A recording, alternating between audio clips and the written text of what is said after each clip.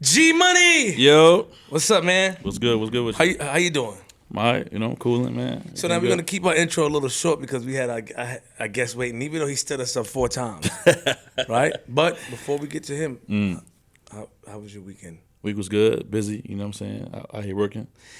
I'm gonna keep it real. Like, What happened? when we first started the podcast, you're in it like you're in it now. You know what I mean? But it's a different thing. Like, you making a lot of money. You're walking. Am I? You wearing jerseys. Yeah, you're doing 3 DJ parties every week. 3. 4 or 5 sometimes. That's an insult. So you making money, you walking around, not even answering, not even really talking. Who you think you are? I'm chilling. I mean, the Jersey, because it's about to it's getting cold outside now, so it's the last week or so to really be able to wear anything like this. It's all the money. That's all about the money you're getting. It's coming in. It's decent. It's all right. How you doing though? You good? Don't change this. You not breaking bread. What's up with the money? You getting money. Come outside with me. What's up? Why I gotta come outside? Just look out. So I'm supposed to just see the money, just Nah. cash up you some bread. Real quick. Yeah. Shout out to Tati Mondays. The team is back. And shout out to Batsy. They came back. Welcome back, you both. You guys look like you had a good time. I don't think Miami was too good to you. You didn't get a tan, but it looked like it was good to you. Good. I heard some stories, but we're not gonna talk about it on We air. ain't gonna talk about that. I heard a few stories. You guys had a good time. But I feel good, man. Yeah. Yeah, I feel good. You know, like I said, I can eat solid food now. Oh, okay. Today. We're Today back. is a day of solid food. We're back. I mean, the ESG surgery went well. And, I'm down 25 pounds. That's what's up. And I feel good. I can eat solid food.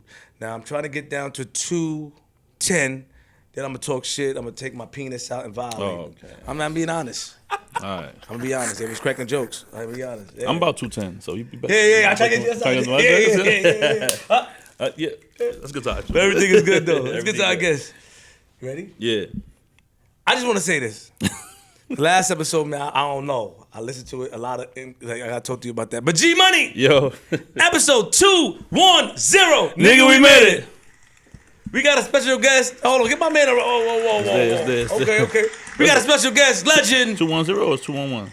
210. 210. Just Okay. chill. All right. I got Chill. you. Heard Let you. me do that. I'll talk to y'all about that Heard later. you. Heard you. We got a special guest, Facts. legend, BX, New York to the heart. New York to the heart. Got love for all, though. That's what he said. That's what he said. TV pioneer. Cheaters. Woo. Double cheaters. The cheater and the host. Round of applause for my man, my uncle, Yes. Peter yes. Gunz. Much love, man. Welcome, man. Yo, man, thanks for that intro. That intro was dope, man. I might have to use that for my intro. Oh, look, you about to hold on. He doing it. We had a conversation. He trying to light up in the studio.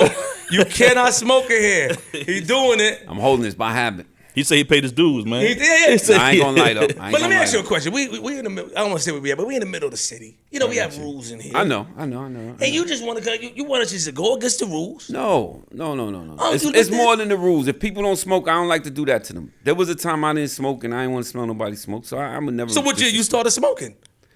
Yo, let me tell you something, man. Is my lawyer was smoking. I don't smoke weed. I didn't start drinking till I was 25. But my attorney used to always have a cigar with him. And one time I was just being cool, holding a cigar, and then I got addicted, man. Maybe 10 years ago, and the rest is history. I'm an avid cigar smoker now, Scotch drinker. Welcome. I'm excited about this. I got a lot of, he.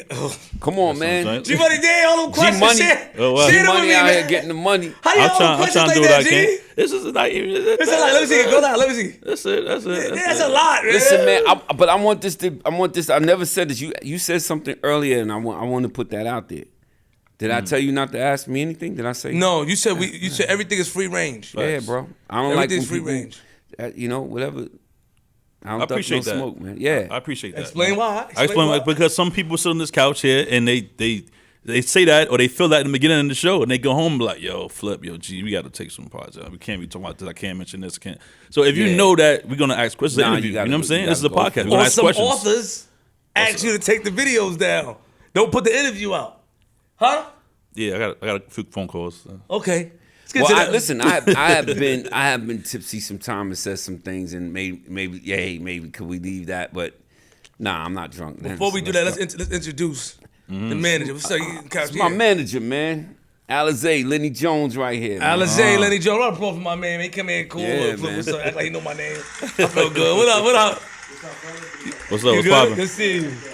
No mic over there, so you can't talk too much, man. But you know, Alizé. we like Alizé. He definitely from the What's old that name school. from? The drink? It's a drink. Yeah, it's the drink. You drink a lot of it? No, I don't drink it, don't smoke either. Never in his life. So why would they call you that? It's just something from the Stop. Bronx. Let me answer, man. He don't have a fucking mic, man. He don't know. Yo, I mean, maybe How you call a man Alizé that don't drink Alizé? easy. It was actually a female kind of gave me the name. Got it. Okay. Smooth like Alizé. Oh, like that's exactly what it was. Got it. Okay, got it. Let him tell it. I was just coming into like the music game industry. I was working with Karis One back in the days, and I used to see her around. And she used to be like, "Oh, you try to be smooth. You like Alizé." Got And it. I was like, "Oh, I don't run with that." I didn't have like a You gave any royalties? nah, I ain't Oh yeah, typical. Where you from? Bronx. Typical Bronx nigga. Typical Bronx. Nah, I I ain't think. gonna lie. I ain't gonna lie. The Bronx is. Come on. I'm scared of Don't the you Bronx. start, nigga. Bronx is Don't scared of the you old start people. that. Bronx is Bronx scary. is different. Nah, For real. Hold on. man. Keep it real. Bronx is a little different. Bronx is scary. Stop acting like the Bronx ain't scary, man. Man, And I'm not talking about scared like they scared. It's scary to go I there. know what you mean. Nah, it's not, man. How? Every place got that. Every borough has that. they Every do, borough but has not like that. the Bronx. The Bronx, man. What's borough you think is the scariest borough to go to? Yeah. Yeah. Which borough you think is the scariest borough to go to? I'm from the Bronx, so I can't say that's home. So I can't say the Bronx. But we don't mean, like I said, we're not saying scary in a bad way. We just mean like, yo, you can't just walk through the Bronx and be like, Yeah, you know what I'm saying? It'd have to be the Bronx. Just be man. the Bronx. It'd have to be the Bronx. Too But- much, yeah. Too much testosterone over there. Number 2 is Brooklyn, you think? Probably so. But see, Brooklyn is it came up so much. You know what I mean? Like Brooklyn is like I went out to Brooklyn recently and couldn't believe some of the things that I was seeing. It was so, you know, it's like what they call it, man? Gentrified. Yeah. Brooklyn is the fucking is the epitome of that. Like areas I used to be scared of in Brooklyn. Like, you know, my aunt lived in Brooklyn, in Brownsville. And Bronx and Brooklyn was so, this is a true story. Bronx and Brooklyn was so, we didn't fuck with Brooklyn. Brooklyn didn't fuck with the Bronx. It goes generations. My pops used to drop my aunt to the bridge when we was kids. She had to take a cab home because she decided to move to Brooklyn. And I remember being a little kid like, Dad, why can't we go to Brooklyn? We don't have a passport. You need a passport to go to Brooklyn. He would never take her across the bridge. So Bronx and Brooklyn always been that type of, you know, so we never had a reason to go to Brooklyn, and Brooklyn never had a reason to go to the Bronx. In my adult ages, I started, you know, that shit is stupid and start, you know, we was, Uptown Baby came as a part of me going to the tunnel and niggas yelling out Brooklyn. I was like, nah, we need something. We need something. No, don't rush the interview. No, okay? but I'm just like, that's just, yeah. Don't rush. We We'll do get our there. job. Come on, you we do our lead the job. way, baby. We Lead like the to way. talk, but we do our job. G, get it. Just start it. Come on, G. Yes. Oh, don't hype G like that. I started like that. G. Nah, so you know, welcome to the show. Like you said, you know what I'm saying? We like to do things and go back and get the history first so we can know who Peter Gunz was before Cheetahs and everything like that. So born and raised in the Bronx. Yes. You've been in it your whole childhood. Whole life.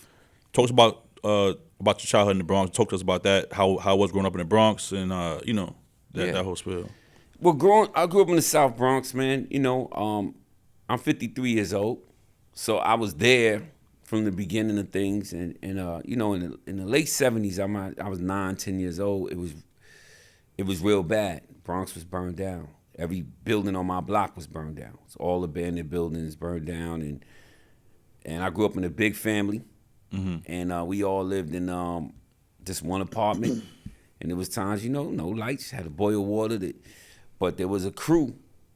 It was 2 dudes. It was a guy that lived across the street named Easy AD, and it was a guy that I admired lived up the street. His name was Grandmaster Kaz, and they had a crew called the Cold Crush Brothers. And I was just, you know, just inspired by what they was doing. Even though we lived in crazy, it was the break dancing, it was the music, and it made you not feel how bad. You know, things that were bad, we had it rough, But that hip hop made you feel like it took you out of the element of how bad it was. It's not till I look back now, pictures that my family might show me that make me go, damn, we had it rough. I was a baby boy in the family, so that was also protected by my older brothers and sisters. So growing up with that, what most people don't know, I was a musician first, drummer, played keyboards, guitars. I'm pretty much a musician first. When I saw the Cold Crush, that changed the direction. I wanted to start rapping and stuff. Then the 80s came, and music took off. Hip hop took off, but I grew up in a situation where most people in those days was getting money. Crack was coming. The crack era came. Was getting money. I grew up on the other side of that. I had 3 older brothers on crack. I had cousins, all the people I looked up to and admired. It ravished my household, drove my mother crazy. So I wasn't the one that could really go back to the 80s and brag about how we was getting it. It was really a terrible time for me personally, just looking at what happened to my family. But it made me, the other side of that, pretty much all except one brother got it together, but it pretty much steered me away from that. That's what I was telling y'all earlier. I never really smoked or drank or did nothing because I had examples in the house why you shouldn't do that.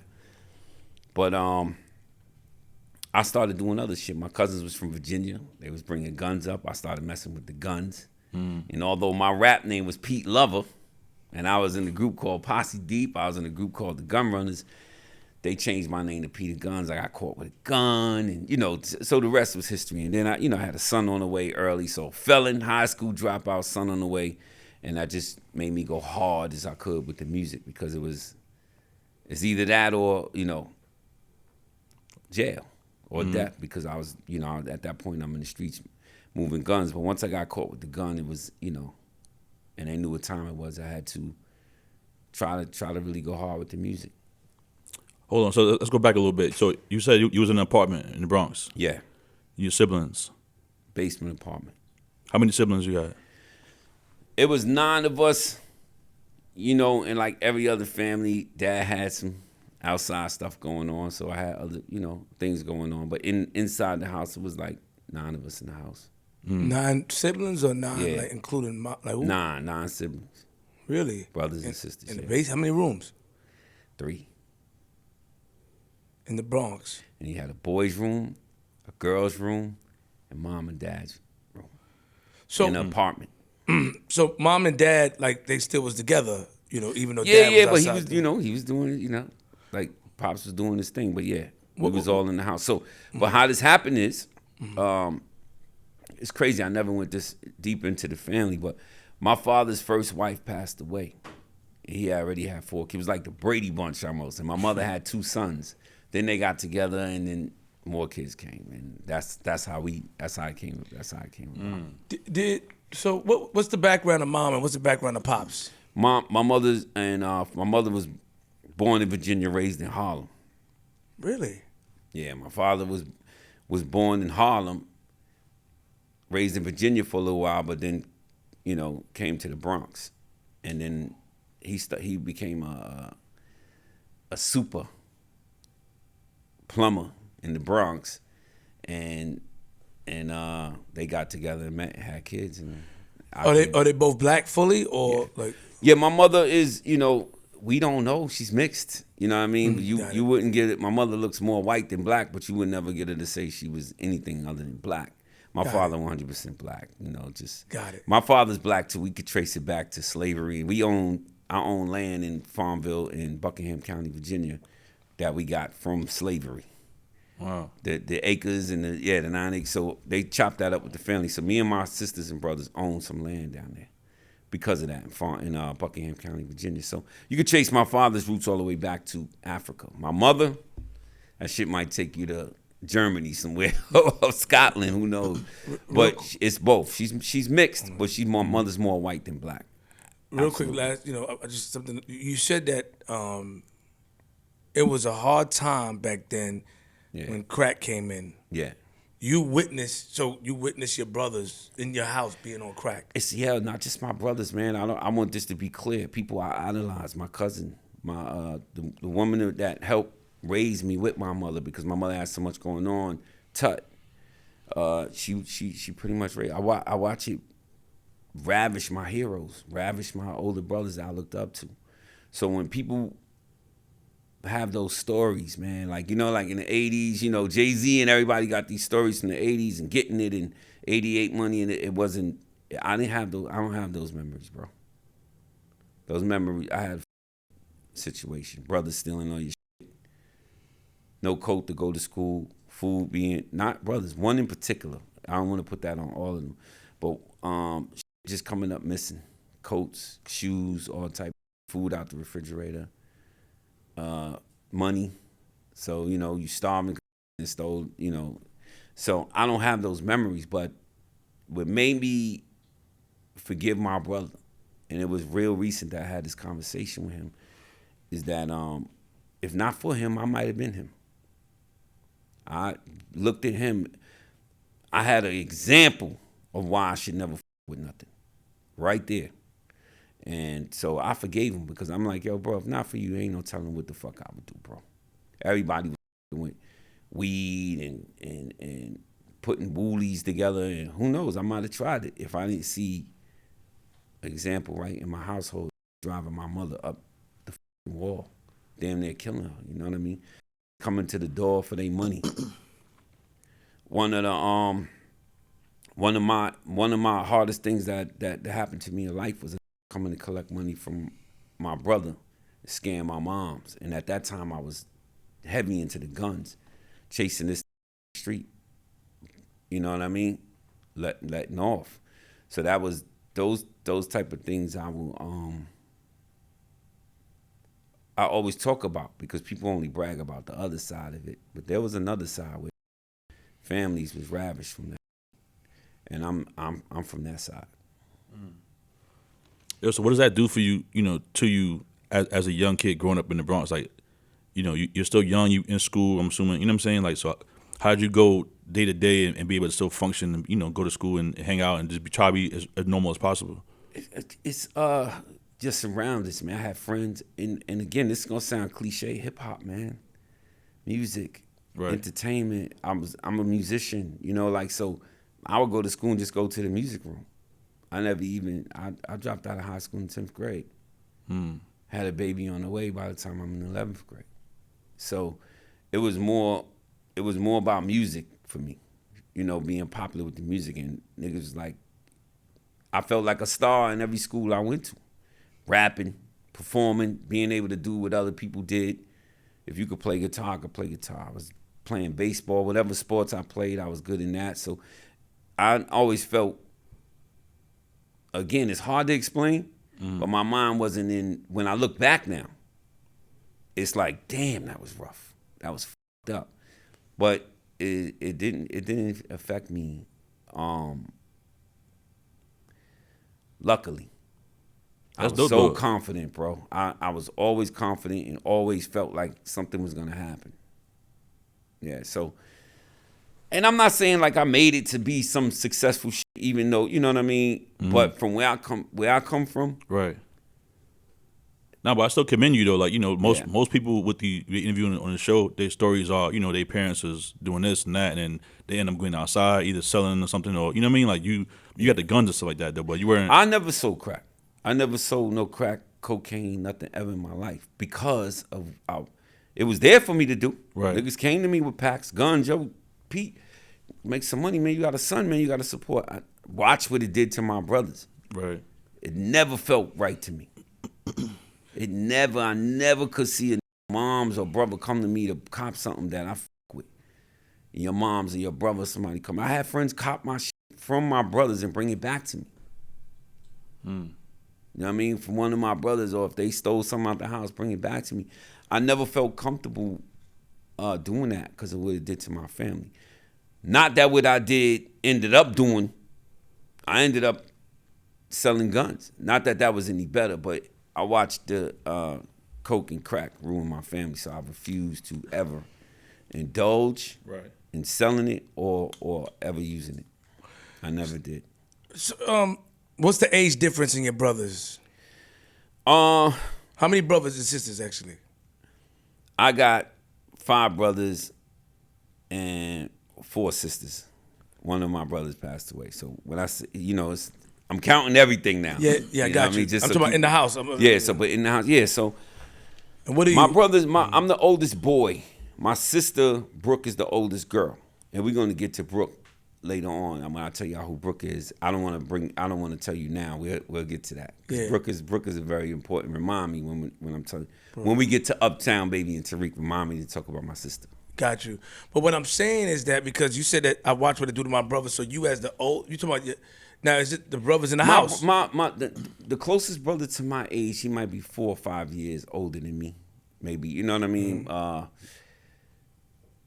I was the baby, and coming up, those were my heroes. You know what I mean? No, you said you was the oldest boy. You know that you said it by mistake. No, not me. So you was the youngest boy. I'm the youngest boy. That's what I said. Okay, you sure? 100%. He slipped. I He said did? oldest. Yeah. Oh, well, I'm the youngest boy. Okay, out of my got brother, you. yeah. Yeah. See, My bad. All right, now I'm glad you caught that. I'm on you. I'm on you. Good. So Old timers, nigga. so if 3 of your brothers on drugs, there's still 2 of you left. Yes. Yeah, So there was nothing that y'all, cause they older. There's nothing you could really do because they're your older brothers. right. And it drove your mother. Like I could imagine what it did because I hear stories a lot about when siblings are on drugs and what happens. It makes you resent when it hurts your family. You seem like you still got your love is like strong for your family. And I also heard Oh stories. man, well, I got the dopest family type. Even my brothers. It's only one that still can't seem to pull it together, but I'd still kill for him. No, that's what I'm saying. But when I'm saying, I hear stories when they're like, yo, man, he did this to my mom, because sometimes a lot of times the mom take these things hard when you come to the house and doing things like that, and seeing your mom like that, it made you not want to divulge into that at all. It just made you stay away from it. Well, shit, I remember when my brother stole my coat, and she went and got me another coat to go to school, and we were on. I'll never forget this. I forgot how even older I was, and she grabbed me. And she said he started with smoking weed and he was drinking and she was just shaking me in front of the school. Like, don't do it. Don't do it. You see him? Don't do it. And she broke down everything that he did that got him to the point where he was at. And that shit was enough for me to go, oh, okay. So even when I saw my friends doing what they do, I was like, I ain't fucking with that. That's how my brother started. So she was like, don't do it. So what happens though, here's 2 things that happen. Parents feel guilty. They feel like it was their fault. I neglected you somewhere along the line. That's why you did that. That's what the fucked up part about it is. The other thing about it is you seem to get away. I was able to get away with shit a normal kid wouldn't get away with. My bar was this low for success with my mom and dad. Oh, he ain't fucking with no drugs. He's just playing baseball and doing music. He don't gotta go to school. Like, not to that level, but he ain't doing nothing. He just like to do music. He just like to play ball, and he like to go out and entertain it. It's okay. The bar wasn't set that high because of what was going on in my family.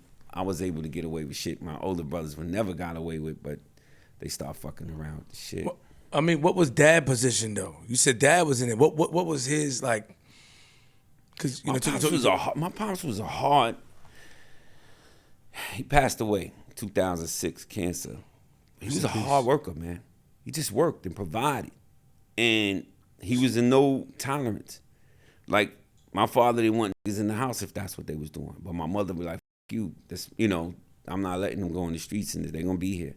So even though it's just and I wanna make this clear, it's just one brother in particular that was real, rough on, was really strung out and there was no limits to what he would do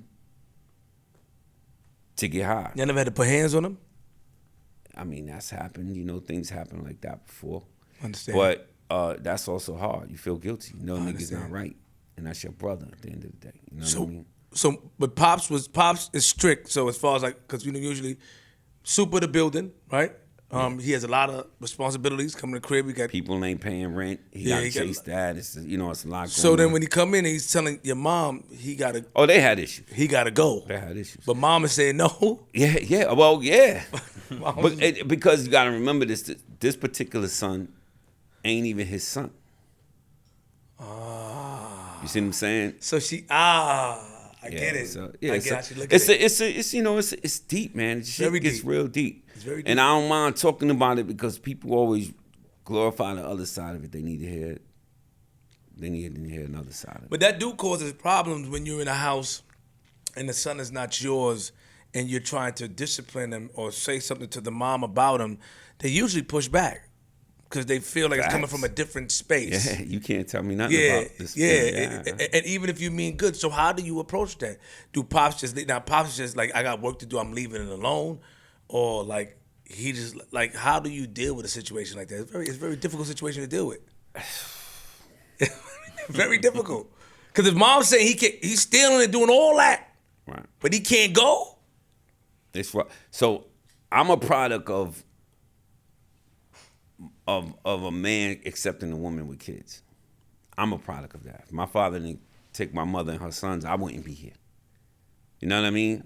So, but me, those are the reasons that it's hard to deal with a woman with kids, and that's fucked up coming from a nigga with the amount of kids I got, because you got to deal with that type of shit. The father, you almost those things are things you have to think about when you deal with a woman with kids. Like, what's your relationship with the father, and what's your relationship with? Is he cool? Is he gonna be all right? Because that shit could go all the way left. But in my particular situation, my father was a father to all of us, man. There was I never felt no. They may have a different vibe on what they, I can only speak for myself and what I seen. He was the same with all of us. My brother had a problem in school. He was dead, even though that's my dad. You know what I mean? So it was just a weird thing. But as fucked up as this shit might sound, the dark as it might sound to y'all, we had some really good times coming up, though. It was like a house. Everybody wanted to be at our crib, even though our crib wasn't the sexiest. It wasn't the most beautiful. All the cousins, all the friends, can I spend the night? Can we be there? It was, we had fun. It wasn't a dark house. It wasn't, this shit sound dark. And it was dark moments, but it was something I wouldn't change. And I have a very tight-knit family. I'm just keeping it real on the other side of shit. You know what I mean? It was a dark side to the shit too. What school did you go to? I went to James Monroe in the Bronx. It was a fucked up school, but it was a school that, you get a zone school. So you try to get in the school you want to get in. I tried out for music and arts because I was able to dance and play instruments, and they didn't accept me because of my attendance. They said the talent is there, but his attendance is also. They put me in my zone school, which is James Monroe, which is called the Dropout Factory. That was the nickname of the school in the Bronx. It probably has the highest dropout rate in the nation. I'm from the poorest county in the nation. If you look at the area I'm from, 10460, it was bad. If you go back to the 70s, you see Jimmy Carter in our neighborhood, and he can't believe he's in America. Like, how could this be New York City? And he's standing in rubble and abandoned buildings and shit. You could look that up and show that while I'm talking. 1977, I think it was, or 78, Jimmy Carter, a president, came to the Bronx and couldn't believe what he saw. And where he's standing is where I'm from. Jimmy Carter in the Bronx, correct? Yeah. And did you have in school, when you went to school, did you have issues? Never. Okay. I was like again, loud personality, performing. People knew who I was. I was popular in school, and then I had older brothers. My family wasn't always, you know what I mean. I had older brothers and and friends. I came from a certain neighborhood that I had friends that nothing was gonna never happen to me. You know what I mean? There was a you got that ball player that you feel got it. Mm-hmm. We gotta protect him. We can't let him do this and that. I felt that way I felt like my friends felt that way about me. Mm. He got something, and this nigga could potentially be something, so we not gonna let him. Yeah, so. So, and then so it's music now. Like, when you saw some of the guys. It was always music. Always, at what age? You can't be old. Even through all that. Shit, 5 years old, I had a drum set. Playing drums in the house, playing instruments in the house. My father would buy me instruments because I was. This is gonna sound crazy to y'all, but I was infatuated with Prince. Why that sound crazy? Because this is before everybody even knew who Prince was.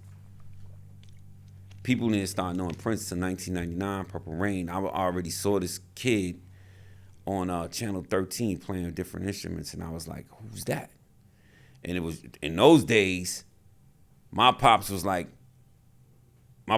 man. Who is this fucking dude that Peter's trying to emulate?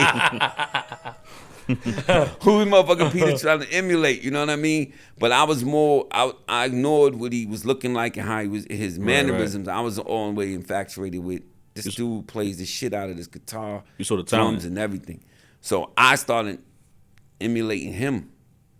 But you got to the point where you get to the era of crack, and my brother stole my guitar and stole my instruments. So, you know, rap music was what it was going to be. So whatever I was going to do musically, what I could have done musically, I feel, and I could be wrong, what I could have done musically, where I would be as a musician would be, I would be a different level musician. I still play, but I would be a different level musician if I had my father wasn't going to keep buying me instruments from my brothers stealing shit. So I just focused on hip hop at that point. I did see a video of you on YouTube playing the drums in some club. Shout out my boy King Indeed, Yes Indeed. Yeah. Y'all was out at some spot and he was playing drums and all that. I dibble and dabble on a few joints, but yeah. So those are the things that those are the things you think back in time. But again, if not for my brother and them being this particular brother being an example, who knows what I'd be? It could have went a different way for me too. Right. I idolized a lot of people that was drug addicts. I idolized Jimi Hendrix. I idolized a lot of rappers. I don't want to put them out there. Some of the people that's my heroes today, they was smoking crack and smoking woolies and shit, even when I met them. So, yeah. So it's one of those. How you know? Huh? I saw it. Oh, come on. You saw them smoke woolers in front of you? You saw them I saw them sniff cocaine and shit and everything. What the hell you was doing? Yo, Flip, I'm from a certain age. Go back and listen to the hip hop. At one time, that shit was sexy. Now you look at that shit as like, ew, niggas. It was a time when niggas say blow, blow, and more blow, and more blow. I like blow. I say blow, blow, blow. So if you a kid and you idolize a nigga that's glorifying something, like cocaine was sexy. You had money if you had coke. That's different from crack, though. You say niggas smoking crack. No, but you take that motherfucking cocaine, you put it in a cigarette or in your weed. What's the difference from smoking crack? Woolers. So niggas was doing that. Crazy. But I'm just trying to tell you that's just. I think you meant Ronald Reagan went to the Bronx, not Jimmy Carter. Jimmy Carter, baby. It was Jimmy Carter in the set. I see 1980. Ronald Reagan went there. But you talking about the 70s? Go back to Jimmy Carter. Just put Jimmy Carter Bronx. All right, I'm just slow down. Like, okay, G. No, nigga, don't try to tell me about the Bronx. from you know. Yeah, see, that's like I can't talk to niggas about the Bronx, man. I'm just with you. Jimmy Carter though. So from the Bronx, you said your brother stole your instruments, things like that. So you went to hip hop. Yeah, at some point, but you went the hip hop route, and you were you were around basically when hip hop started. Yeah, and they say it started from the Bronx allegedly. I don't know about allegedly. Hip hop. Why is not a legend? Break dancing, graffiti, hip hop. Where? Come on, who you? Come on. Where it started at? Queens. I'm waiting. Where it started? Jamaica. Come on, I'm ready. I'm waiting, nigga. Jamaica the island. I'm asking you, where did it start? I'm not gonna have a hip because you know more about hip hop than me. I don't. Listen, there's people. Yes, you do. You trying to bait me into a conversation. I'm not falling for your trick. You just said, somebody said allegedly. Allegedly. So I'm asking you where it started then. No, I'm just throwing it out there because they said, the Bronx is where hip hop started. If it wasn't for the Bronx. Right. We don't know that. We don't have the facts on that. How we don't? Who's the facts? Who's debating? You gotta. If you're gonna say that, you gotta bring up the. I'm just saying. Where did it start then? As far as I know, hip hop started in the Bronx, 1970. Listen, 74. No, listen. 74 is when it started. No. Even if you just go with the whole culture of hip hop, niggas just try to take it from us. Look at the Bronx in those days. No disrespect. What started where? What you mean? Who's going where to did Bronx? breakdancing started? I don't know. In the clubs? No, outside. No, I'm playing. Outside. Graffiti was outside. Electric Boogie. Yes, where that started? Was that in the Bronx? Yeah. You can say that they have documentation that it actually started in the Bronx. Whoever debated that. Like, I'm waiting for it. So when people They say... started talking about it recently. Who?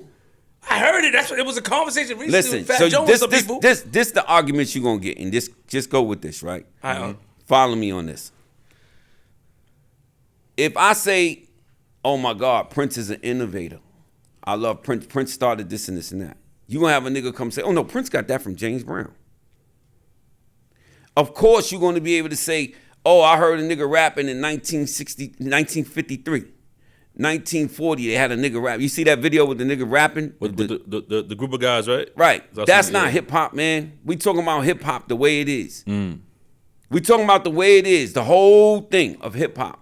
We gonna always, niggas always, Michael Jackson got it from James Brown and Prince and them. You get inspired from something, you take it to another level. Right, of course. So all I'm saying is you gonna always have a nigga say, no, we was already playing, a nigga was already spinning records out here and doing this and that. Nigga was playing disco records, my nigga. Who took the fucking microphone, plugged it in and started rhyming with the echo chamber? Facts. Show me the nigga. Show me a rapper that didn't look up the Grandmaster Caz that you idolize. So at some point, we got to stop that, man. You know, listen. Brooklyn and Queens and all these different boroughs got the biggest rappers in the world. Why niggas trying to come take where the birthplace? Why trying to take that from us? Just thank us and keep it pushing for all that money and all this. You too, Flip. What this money you getting? This is hip hop culture. Thank the Bronx, man. Don't say allegedly. Nah, he said thank us, man, and keep it pushing. He said allegedly, but when you say things like that, we started it, right? When you say these things, you got to be some type of proof because. That's like Christopher Columbus saying that he found somewhere when there was niggas already living there. That's not a fair example. That's not a fair example. It's not a fair, but I'm saying that's not a fair example. I'm just looking at my ideology. That nigga here is just used the worst example. Nah, because you go with your word, but you know what I'm saying, Uncle? Don't do me like that. No, that's terrible what you just did. What I'm saying is that he thought he discovered somewhere when there were people already there. All right, so then you show me the people that was in the Bronx already, or the people that was in Queens or Brooklyn, somewhere else that was doing it already. And then you got a point. I can't show you. I don't. You're right. You can't. You're right. So you shouldn't say that. So all I'm saying is this right here. You should say you don't play about. Because we get this. I get this everywhere I go. Okay. I was the only one to show up to. So let me keep it all the way funky with you. Let's go. I get people that come at me about Herc all the time. Herc is my big bro. I love him to death. Oh, Gunz, if he wasn't the first. You know what I mean? DJ Kool Herc, just for those who. Right. So people allow with me about that a lot. What about Flash? Regardless of what niggas say about Bambaataa, what about Bambaataa? I know. Like, listen, I don't give a fuck, nigga. I'm with you on that shit. We can have that conversation whenever you're ready. I don't agree with it. I don't agree with shit R. Kelly did. But are you gonna take away from him being one of the fucking most prolific songwriters ever? I don't agree with the shit he did. That's disgusting. So, but at the same time, I think Bambaataa, sorry, is responsible for some of the fucking. Regardless, man, you know, I'll give you an example, man. My uncle was another drug addict, bad drug addict. The nigga that had to come to school and talk to my teachers for me. My mother sent him to school. But he was the smartest person I ever met. And he talked to me, and if I didn't listen to him, half the things he told me was right. If I didn't listen to him, because I didn't look, he used to tell me, ignore the source, but absorb the content. I know I'm not the source that you look at, but absorb this content that I'm giving you. And 9 out of 10 times he was right. So there's certain people that even though they might not be the person that I want to give it credit to, you gotta give it to them. But what do people say to you about Kool Herc? As you said the same thing? People come to me and say, yo, you know Herc got it from, he was carrying records for this nigga out here in Brooklyn. And he was doing this before that. But there comes a time where you get inspired from something, right? And you take that shit next level. That's that. That's what it is. So they said it started back in 1973, right? And when Herc hosted I the want to block say, party. yeah. Now, see, I can't. At 1973, I was 3 years old. I'm just saying that's what they said when you look it up. The birth of hip hop in the Bronx. Yeah, but I believe it's before that. I believe even before that, niggas was rhyming and doing shit. You know what I mean? I don't have proof for that. I wasn't there for that. But all I'm saying is, to discount where it started from, you really got to go and show me proof of something. Right. People go, oh, allegedly this and that. Then show me the other side of it. I was trolling you. Because niggas will get on there and play some. They got niggas who's in Brooklyn and different places playing disco records. That's a fact. You know, big speakers. That shit was coming from Jamaica and this and that. But I'm talking about when a nigga put the motherfucking joint on and that break beat came on and the nigga got on there and started rhyming. Where did that start at? And listen, if I'm wrong, show me I'm wrong. Nah, I was trolling you. And niggas start doing them routines and shit. You know what I mean? I was trolling. As far as my recollection goes, Bronx, which 73, 74, Kool Herc. That's what they say. That's my first memory what I know about hip hop. So yeah. You know but listen, again, I'm open to a debate with somebody that really got that want to go and say, yo, nigga, I really know about hip hop, man. You know about it, man. Stop. Nobody gonna debate you, man. I was there. I'm inviting niggas No, to debate, they gonna lose. listen, with you guys, that's rhetorical. Let's have a no. You know, man, Flip. history. Stop, bro. Flip with you. I could do that. When I'm saying it might be when I'm saying it might be a nigga sitting over there that's 62 years old and go, Gunz, you wasn't there when such and such, and you know what I mean? Got it. Okay, I see what you're So saying. I could have this debate with y'all and look like the man, but if I got somebody that's sitting over there in their 60s that go, no, nigga, we was already doing that out in fucking Brooklyn or in Queens or in, you know, then I don't have no argument because they was there. But I just say, as far as I know, nigga, the pen, the pad, the fucking spinning on the boxes, the graffiti, until they show me different, that's where it started at. I'm gonna ask a question now. You said we could talk about this, so you know I don't want you to get nervous. Never. Damn, Unc, relax. All right, shout out to the Bronx. I'm about to light my shit up. Bronx, now you got me tight. Bro, exactly. You can tell he ain't play with that. You saw his face? Your face turned red. For what? Cause be debating me on. I went to a whole thing with Queens. Shout out to my man Hassan, man. He did a whole documentary on that, and I was the only from the Bronx in the movie theater. Highlights. That's my brother from Queens. But he got a whole documentary debating exactly what we're talking about. See, and we talk about it all day. I did. Me and him went at it. He older than me, so he always like, Gunz, you wasn't there. No, nigga, you playing disco records. I'm talking about the break beats when start rhyming, breaking, and fucking electric boogie. And where did it start? So, but didn't that derive from the disco records? Yeah, but that's like saying. We got him, G. We got him. Nah, we got you. Good luck with that. See, you can't do that. Now that's biasness. Didn't it derive from disco? No. You just said yes. No, I said playing disco records. No, how were they rapping on? How were they? Nobody was rapping on those. What were they saying? They were shouting. We got DJ such and such in the house. Rock the body, rock. And come on, nigga. I'm talking about when a nigga got on the mic and started putting them words out there. Get out of here. This nigga, they was doing that? Talking. Niggas was just talking. He really serious about this. He don't play about that. Y'all not taking that from the Bronx. I refuse. Say no more. We ain't gonna take it from the Bronx. But let me ask you a question real quick. Yeah, go ahead. You brought up African Bambaataa. Oh shit. You said you said you could talk about it. You should never said that. Let's go, man. I'll tell you. You brought up African Bambaataa. Yeah. Now I'm gonna ask you an honest question. Back in the days, what we heard now from Hassan Campbell, B. Stinger, these individuals that talk about it that suffered from this man that they said, right?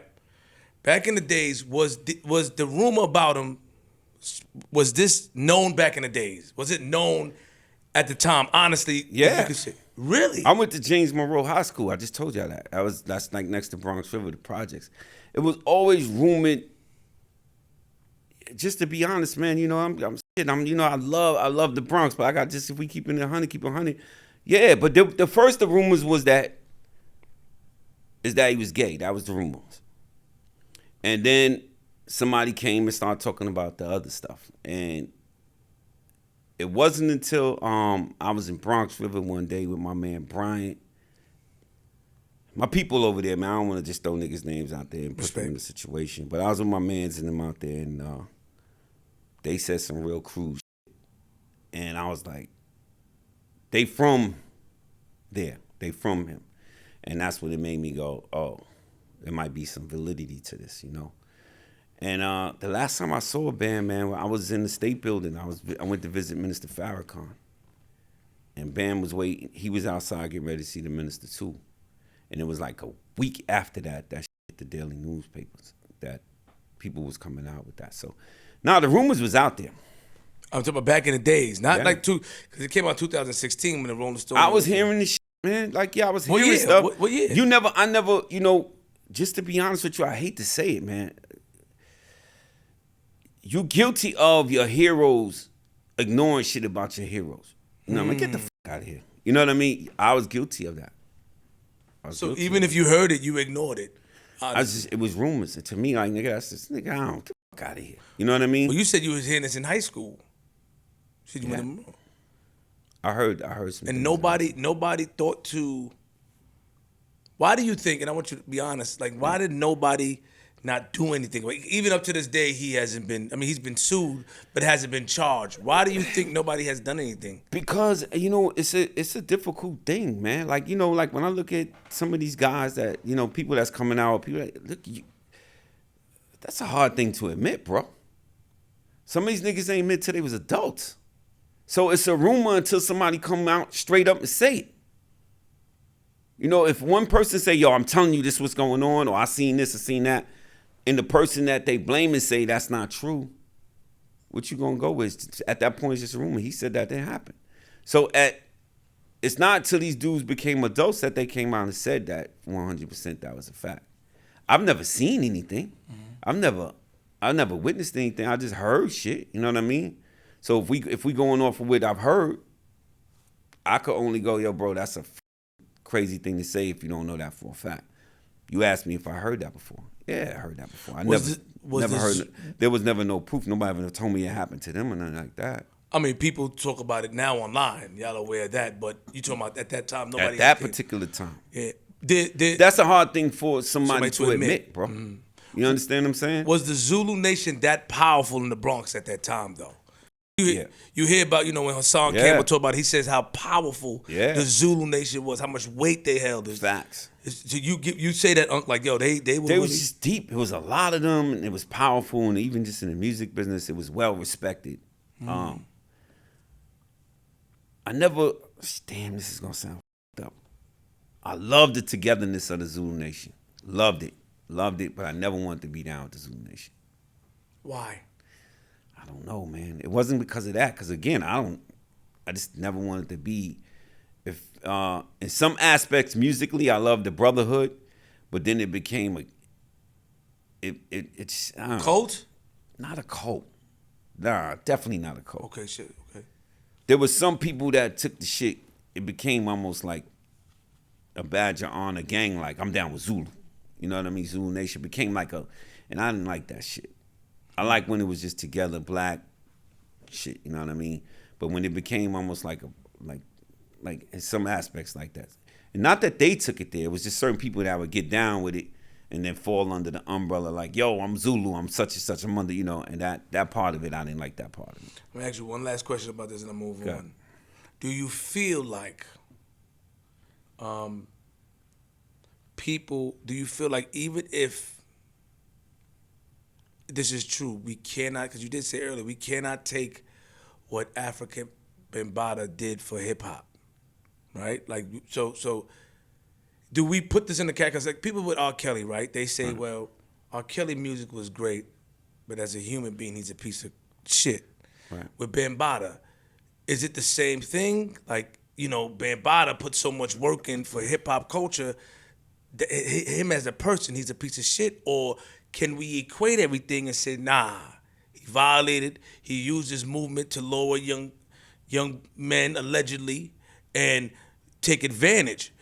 Do we put all that on him, or we have to separate it as well? Yeah, I don't know that. Let's go as far as say he used that to do that. I mean, shit, it'd be hard-fetched to say he didn't, you know what I mean? But I'll say this right here. You got to give credit where credit is due, though it don't feel good. You know what I mean? So, I'm from the Bronx. He's a legend. He's a hero. It's hard to look at him like the same, bro. It's like, it's hard to even give him that. You know what I mean? But truth is truth. If they say the party's over on that side, you had to dress up and put on shoes and do that. But if you went to Bambaata's side, you can come in as you was with your goddamn shoes, break dance, however you was, hip hop. I look at the legends that I look up to. The Grandmaster Caz is who I named my son after. Kaz, and I analyze. The Cold Crush is solely responsible for me rapping. I listen to them, and pretty much they give the credit to the Flash and the Flashes and Bambaataa and them. So yeah, it's one of those things, man. You know, it's flip, man. It's a hard thing to give credit to. I can tell though, because you're a hip hop guy. I can see how much you love hip hop, and I can see that.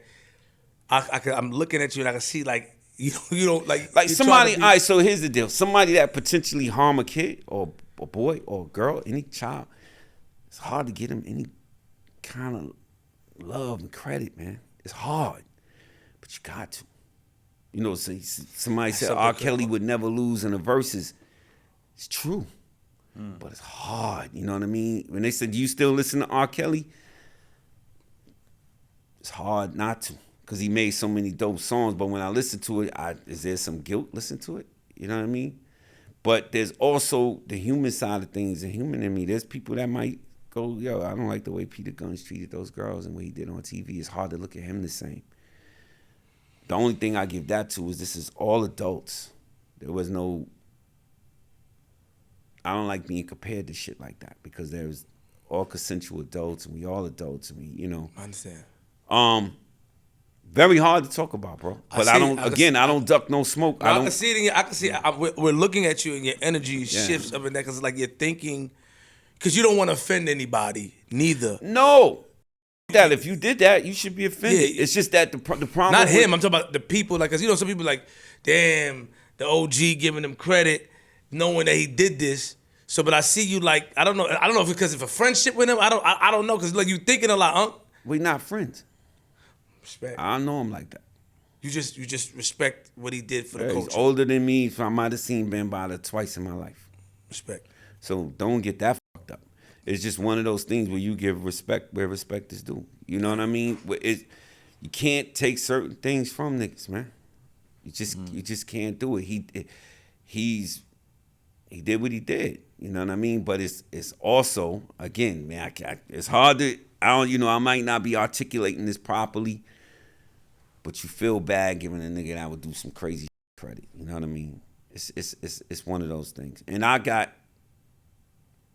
catch it from both sides. I catch it from the older hip hop community that gets mad when I talk about it and say, you should say, don't ask me nothing about that, rather than speak on it.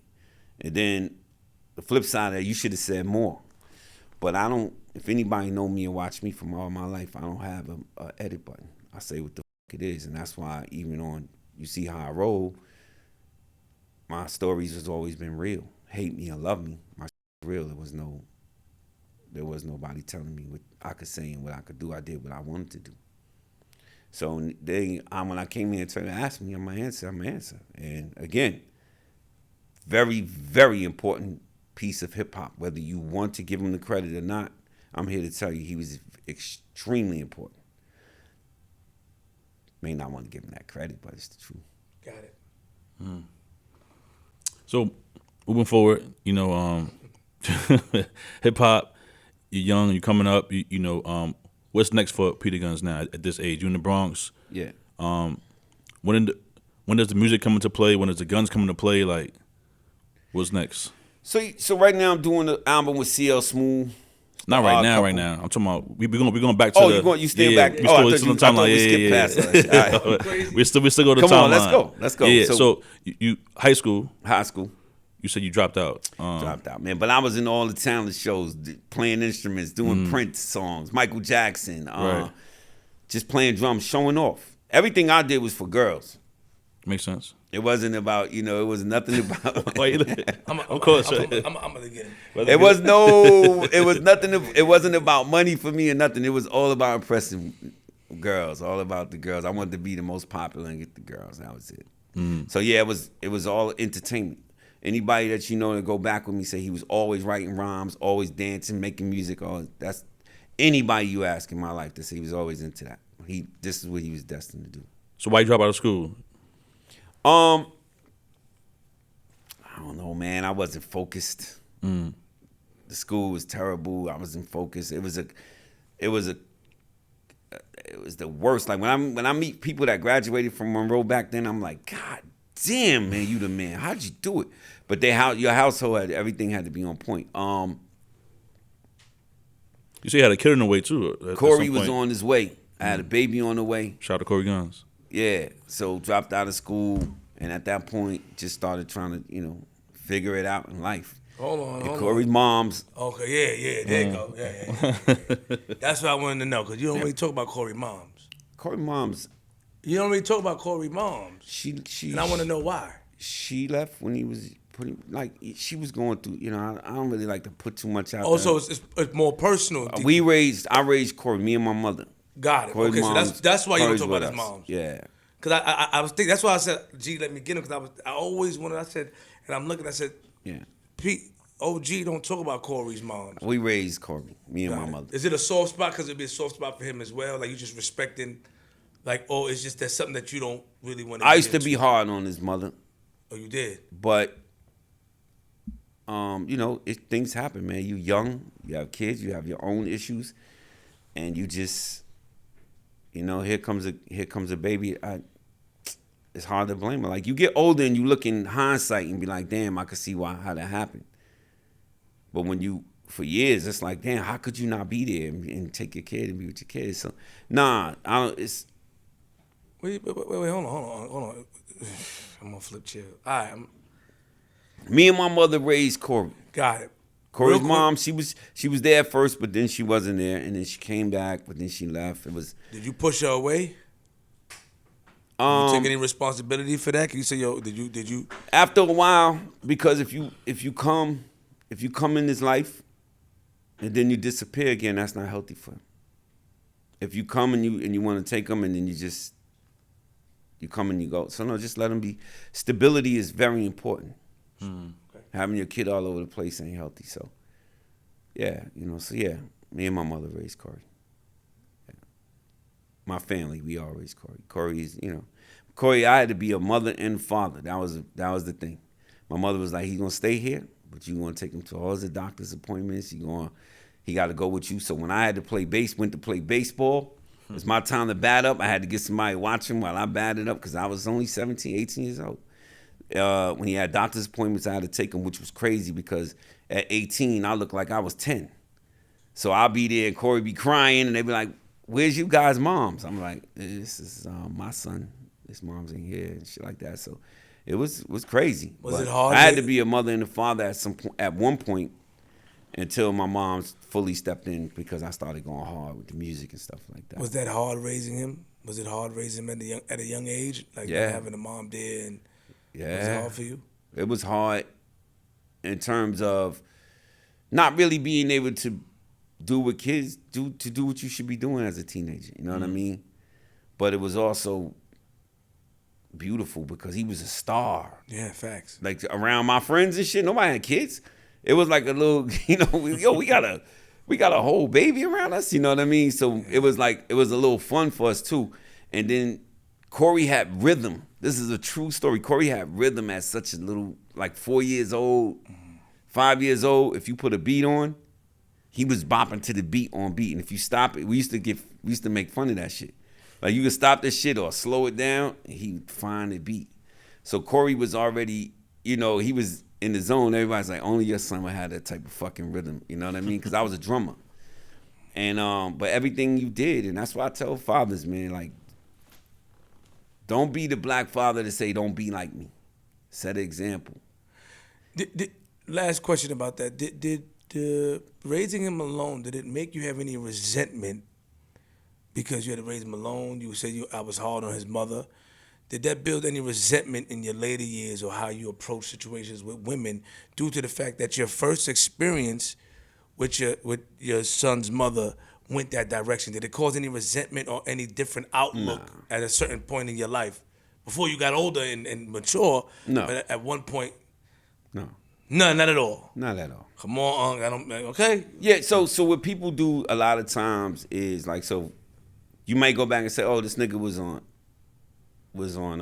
I'll give you a good example, right? Mm-hmm. When I was on, I did an interview where I told a story about an older woman that used to fuck with me when I was a kid. people took that and said, that's why he hates women. And that's why he do what he do with women, because that woman that used to do shit to him when he was a kid, I knew better. You know what I mean? What I was doing with these women, I knew better. So I would never let that be an excuse. Niggas fall back on that as excuses. That's not an excuse. So no, my mom's leaving had nothing to do with how I treat women. That's just me just not being right, man. You know, you get to a certain age where you know better. Ain't no way in fucking hell I'm gonna be 40-something years old blaming some shit that happened when I was 17. Never. You know, I know better. And I respect that. You took accountability. Absolutely. In society, while growing up, a lot of things tend to linger in our minds. Now, it's good that you take accountability. It's good that you take accountability. You earn my respect. Okay, you want to take accountability. No. Oh, Peter Gunz, he looks so good. Look at him being there. But at the same time, psychologically, at 18 years old, I'll tell you had to raise a son by yourself. I'll tell you psychologically what happened. Well, I'll give you the psychologically. You want it? I want it. That was normal growing up. My pops, my uncles, my mans, everybody had multiple women doing it. Everybody had multiple women. Everybody was doing it. It was normal. That's the psychological part of it. It wasn't until you put the shit on TV that it becomes that. It's still normal, bro. I walk down the street, niggas like Creep Squad. Yo, I got the same shit. I had to turn the TV. I was watching with my wife, and she was like, same shit you did. The shit is only, people get to look at me on TV and point me out as the villain, but niggas got the same shit going on.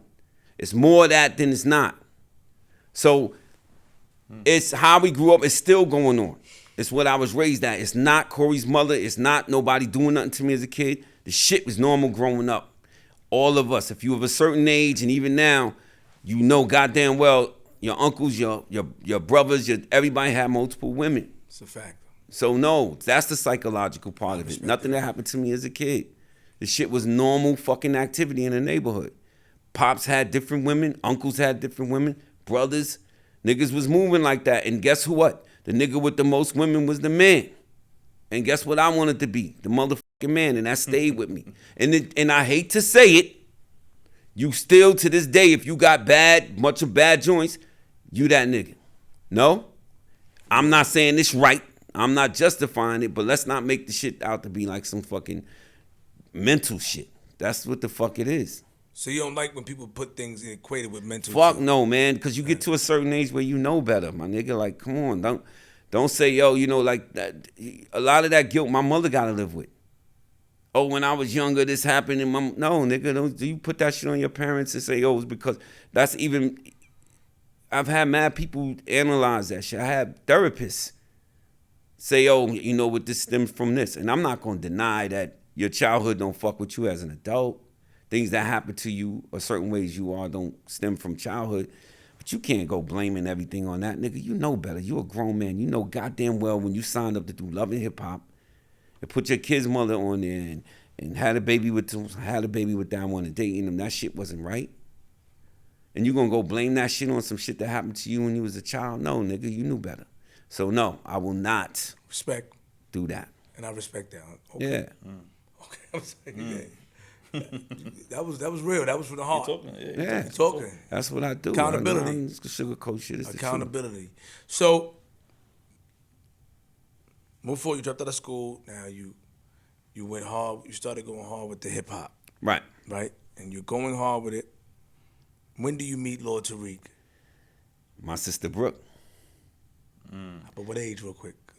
21, 20. Okay, I don't remember. Let's talk about that. 19, she came to me. I formed this group. We formed this group called the Gun Runners. It was like 7, 8 of us. I don't want to go down the list of names. They're going to kill me. Triple X, JD, all y'all. Shout out to Rolly. Shout out to Destruction. Shout out to Boogie Daddy. Rest in peace.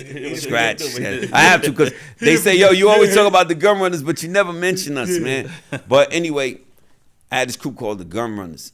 And my sister came home one day and said, my boyfriend raps. He heard y'all. He was like, yo, I want to fuck with your brother and them niggas. It's not on y'all. I like what they doing, whatever. Wow. Like, we already got 8 niggas. We was Wu-Tang before Wu-Tang. We had that plan. We all gonna do this project, put it out, look it up. Gun Runners, Swiss Beats, the Locks will tell you they was heavy on the Gun Runners. We got too many niggas, sis. Sorry. Where you from? It's from Soundview. My aunt's from Soundview. Aunt Margaret. I'm like, all right. I'm from 174 Vice Avenue. He was coming over to see my sister. He was in the house one day. And he spit for me. And he was just nicer than everybody in the Gun Runners. I was like, nigga, you in. This nigga's nice. And I took him down. They heard him. And the rest was history. Lord Tariq was there. So then the crew dismantled for different reasons. Niggas, you know, things didn't happen. Some niggas quit. Niggas gave up, went back to the streets. Some niggas, whatever the case, it dismantled. Me and Tariq kind of stuck with it. Tariq was getting the buzz. He was down with the Money Boss players. He had his thing going on. He was catching the buzz. Next thing you know, he flew to L.A. and did a deal with Interscope. And Interscope had signed Shaquille O'Neal. And Interscope was like, Shaq is working on the album. I want you to go down to Orlando and work with him, pen some shit. At this time, I was on probation for a gun charge. I couldn't leave New York. I couldn't do nothing. It was a strict probation thing. And Tariq told Shaquille, and rest in peace, Frank Edwards, my man Peter Gunz, he dead nice. If you bring him out here, he could pen some shit with you, and you know he ain't got no deal yet. He's just not. And Tariq called me and said, "Yo, it's a flight for you to come." I said, "Damn, nigga, I can't get on no flight. I'm going to jail." But fuck that, I'm out. Flew out to Orlando, started working with Shaq, and Shaq signed me. Me and Shaq hit it off. I had Shaq write the PO a letter, and I went back, and you know, she got me off paper. Went back, started working with Shaquille, and I started working on this song. And I started writing this song. I was like, niggas be in the tunnel and fucking all these different places yelling, Brooklyn, Harlem, Queensbridge. I want to do something, nigga. When I say if it wasn't for the Bronx, this rap shit probably never would be going on. I want all y'all niggas to say, uptown, nigga. Uptown, nigga. And Tariq was like, yo, you should put that shit in the song. And I put that in the song. He jumped on the last verse, and the rest was history. But we didn't know it wasn't a hit. The song was about the Bronx, and it was about New York. The hook is 16 bars. The verses is 26 bars. We was like, nobody put that out as a hit. We just put it out to big up the Bronx, and shit grew legs. But you know, it was. So how y'all got it was the my beat? sister that introduced me to Tariq. To go back to your original question. But how y'all got the beat? It was Wyclef beat, right? Was it Wyclef's beat? No, Who beat was it? it was a group called SteelyDan. Wyclef was in the video. Wyclef took our horns and made a song for Shakira. Shakira, yeah. Oh, I thought it was his beat all along. That's after. No, Wyclef Shakira, years yeah. later, bro. Yeah, that's after. That's our shit. And most people think we got sued. We didn't get sued. We cleared it, but they just took all the publishing and shit, and we had to give them $100,000. Yeah, I saw you. You had to give him 100%. Yeah, we didn't get sued. So when people say, "Why would you put the record out without clearing it?" We did clear it. They just took all the money. So we get sued. We got robbed. We got stuck up. So hold on. Give me a second. Let's slow down real quick. So a band. What's the name of the band? SteelyDan. SteelyDan. It's an old school band or something? Old school band. Okay. Very popular band. Okay. 70s. So now Steely. So what happened is, what part of the song was from their record? If you understand what I'm saying. That whole beat. There's no hi-hats. There's no drums. There's no extra drums in it. That's their shit. As soon as you hear boom, boom, boom, boom, boom, boom, that's them. Oh. It's all them. We just sped it up a little bit. My man K&S produced it. Dude I grew up with in the Bronx, one of the Gun Runners, he produced it, and he just sped it up a little bit. We didn't put no extras in it. That was it. But still, even at that point, 50-50, man. Y'all did the beat. We did the rhymes. They took writing credit. So even when you look like who was written by, there's two old white dudes, Donald Fagen and Walter Becker wrote it. So they didn't even give us writing credit for the song. They didn't want so. Okay, but all right, hold on. So the song had to start picking up, right? It was picking up, and then bring us to the day where you got contacted about, because that's how it usually happened, right? Did they contact the label, or it came to you? Like, how did it happen? How did Steely Dan's attorney or them guys get in contact? Like, how did that happen? Or you didn't even know it happened. The song, we put the song out on just like so if me and you did a song today and we just said, throw it out. Yeah. The song start growing legs. So now it's a bidding war going on with labels. So now the problem is, okay, we got this record. All right, we got to go clear it. So we go to SteelyDan and say, yo, we'll clear it, but y'all got to give us all the money. That's how it went. We'll clear it for y'all to use it, which was... They said that, bro? Which was crazy is, I'm going to tell you a true story. They said niggas don't clear. They don't clear notes. They sued everybody. They don't clear samples. So they like, at the time, somebody was like, they don't respect rap music. They don't like what y'all saying on it, so they won't clear it. So I had a lot of respect for them in the sense that they was like, they don't like what you saying on their music. They not clearing it. Prince is like that. There's no number, but there was a number and they cracked. And I was saying the most outlandish shit on that record. So it was like, which one is it? Y'all got morals or money could break your morals? Because they sued everybody. Yeah, and shout out to some people down here and that's trying to, give us our masters back and give us the rights to that song back. You know what I mean? They really sat on that since the record came out for almost 25 years. And I wanted to come up off nothing, not even writing credit. 100%. They took 100%. 100% and So what made you $103,000 to clear it. So what made you guys? What? Who was pushing to go for it? Like the record was already like. We had $1 million record deals on the table, Interscope had $1 million, $850,000 over at Sony, Def Jam. It was a bidding war. So fuck it, give it to them, get this deal, and go. You know what I mean? But publishing is so big. So when I hear the song in movies or I hear people doing it at karaoke, it's like, God damn. So as of to date, somebody told me they made $7 million off the song. I ain't never seen a penny of that. And how much times did you guys try to get another meeting with them later on to try? Nah. So we had words. I exchanged words with them through Rolling Stone magazine, different things. That wasn't even but I don't know how true this is, but I heard Michael McDonald, who's supposed to be a good friend of them, was going at them for us, telling them, yo, that's not right. I don't know how true it is. I saw an article and somebody sent me and said Michael McDonald was really trying to fight for me and Tariq to get the rights. What do you mean you exchanged words? They responded back on... Oh, yeah, we was going at them. They even got a video up. If you look on YouTube, put SteelyDan, Asia, Uptown Baby. They sarcastically played a song and start doing Uptown Baby, and start laughing. Like, What? Yeah, one of them recently passed away, and I said some slick shit. So, did he leave anything after he died? So I know whatever could have happened is probably out the window. Why you said that for, man? Because fuck that. Because I'm a nasty Bronx nigga. But hold on, but you can't get mad. How you get mad at them when you guys when the label decided to do that? What the fuck you mean get mad at them? They took writing credit and everything. That's OD. My nigga, like at some point, do you like you know what? Let's do this. Nobody's ever done that. Most of the time, it's like a nigga get 50-50 and we want 20,000. We want 5,000 as clear sample. They They just literally stuck us up. What the fuck nice I'm gonna say about somebody that got made $7 million, put their kids through college, all type of shit on me, and I'm nah. But but somebody still made a decision though to go with it. You had no choice, bro. Okay. There is no choice. The labels, the deal is off the table if y'all can't clear that sample. That is the truth. I'm a musician. I went in and tried to play it over. I brought musicians in. Let's just play it over. No, we want it the way it is. And I understood because when we did it over, it didn't sound the same. So can we compromise? Can we get 10%, 20%? Can we get writing credit? Nothing? So you had to write this shit too?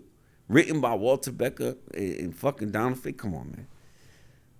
Nah, I can't. I'm nothing nice to say about that. So how y'all made money off of that record? How? Touring. Shows.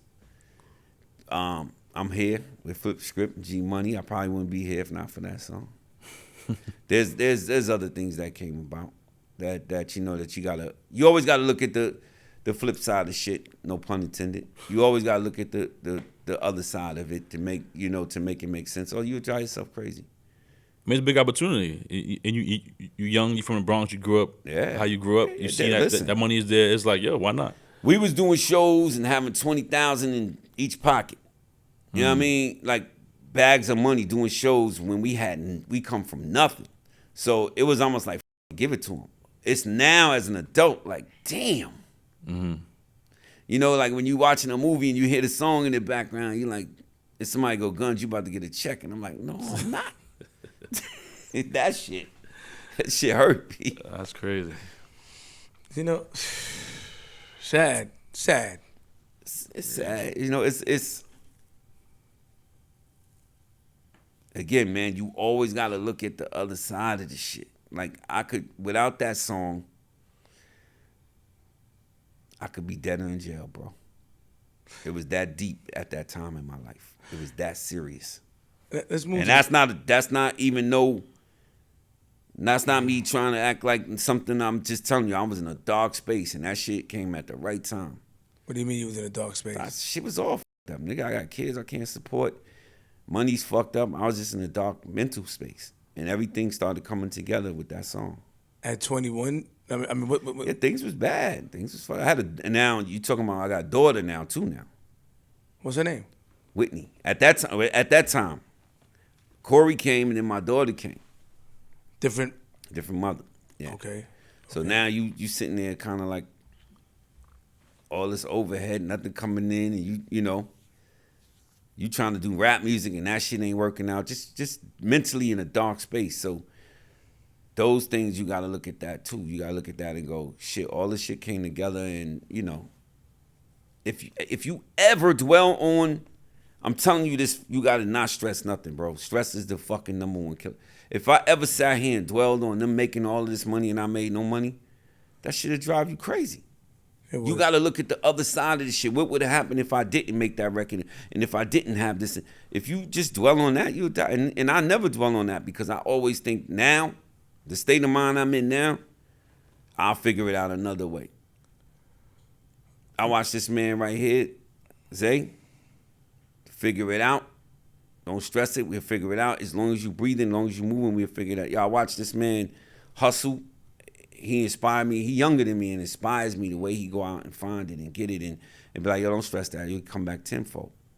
Like, I know he don't even like me even stressing the SteelyDan shit like that. Nigga, that. If it wasn't for that shit, you know, all the other opportunities that came up, I wouldn't be here. So just look at it that way. I don't think we asked you the question how you came up with the name Gunz. Gunz, I was Pete Lovell. I was the Capricorn kid. I was Petey Pete, but my real name that stuck with me was Pete Lovell. And when I got locked up with the gun charge, it came back and came into the building. I came from Rikers Island, came in my building. This old man, Mr. Paul, rest in peace, walked out his door and said, "You not Pete Lovell no more. You Peter Gunz." And every time I see him, he'll do this shit. Peter Gunz. And somebody said, "Yo, you should use that." What? That's how my name became Peter Gunz. Why you calling it? Old guy doing that? He watched me run from the police and get busted with the guns. I ran in the building. Boom, I'm ducking this, you know.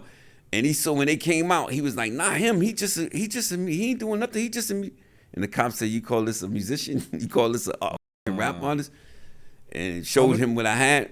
And when I came home, he was like, "Yo, you not Pete Lovell no more. You Peter Gunz." How much guns they caught you with at the time? Huh? How much guns they caught you with? It was like one? Nah, they caught me with one pistol, right? And they tried to put some other shit on me, but nah, I got one. Got it. Let's keep it at that. Okay, all right. The 380, man. I used to love that 380 too. What was your time in Rikers like? Huh? Nah, I wasn't no real time. It's Rikers Island is fucked up. If you know, you know. HDM, anybody that's been there, know it's fucked up. I still go to Rikers Island and talk to the kids. That's dope.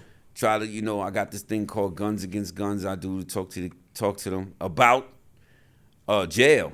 I don't talk to kids about what guns do. We know what guns do. It's the other side of that shit. When you get to Rikers Island, Right. Getting cut, not coming out the same, and this and that. So I go to schools and talk to kids. You know what the surprising shit with the kids, when I talk to them with what they pay attention to the most?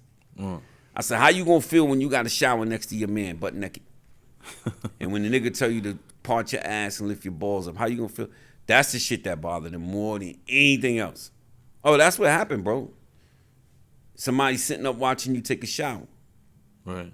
You cool with that? So The other shit of it, they be acting tough. But when I say that part, niggas be like, what? Yeah, you got to shower next to your peoples. And you got to part your ass and hold your balls up so they can make sure you cool with that. And that's the shit that kids need to hear. Yeah. You know what I mean? So I talk to the kids about, I do that. That's not something I brag about, but that's something I do on a regular basis. That's what's up. So, Deja Vu is out. Uh-huh. Y'all out doing shows. What happens next? Man, we touring. We all over the world. You can't explain it. We all over the world. I'm also have a solo deal with Shaquille's label Twism, so I'm all the way with Shaq. Mm-hmm. We all over the place. We going, and then we dropped the next single. We did a song with Fat Joe and Big Pun called Cross Bronx Expressway. So that was supposed to be the next single, and we was gonna do it on the Cross Bronx where it was like the Cannonball Run, old movie racing on the highway. Mm-hmm. At that time, it was like labels would give you such a hard time when you had to use one of their artists. So like say if we wanted to use Fat Joe and Big Pun for that, Big Pun and Fat Joe for that video and that song, you might have the label, say nah because Joe did a song with Nas and they didn't clear Nas, so we not clearing Joe and Pun. It was that type of shit. But because Joe and them, we were so tight with them, they cleared it. But by the time it got cleared, we had already dropped the single We Will Ball. It didn't do as well, and niggas just got frustrated with the industry and just.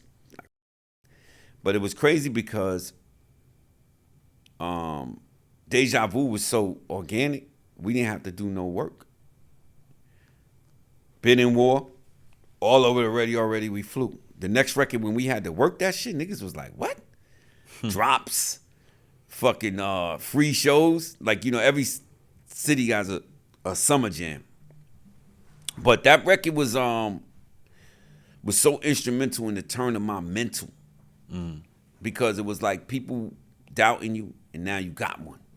So all these years I've been trying to do this shit. I've been rhyming since the 80s, early 80s. Finally I got one and I did it. And that's what that was more like. I told y'all I could do it and I did it, That's what did it for me mentally. Right. Yeah. Well, how do you feel? I seen online too, some people would say Peter Gunz is like a one-hit wonder.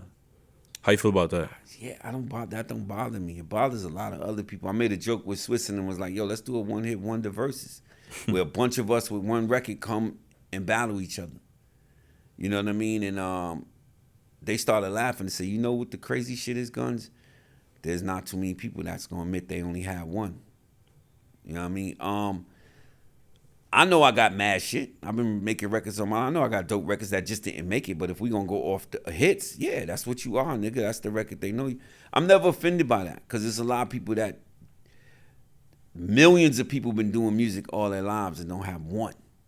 I had a mean one, a big one.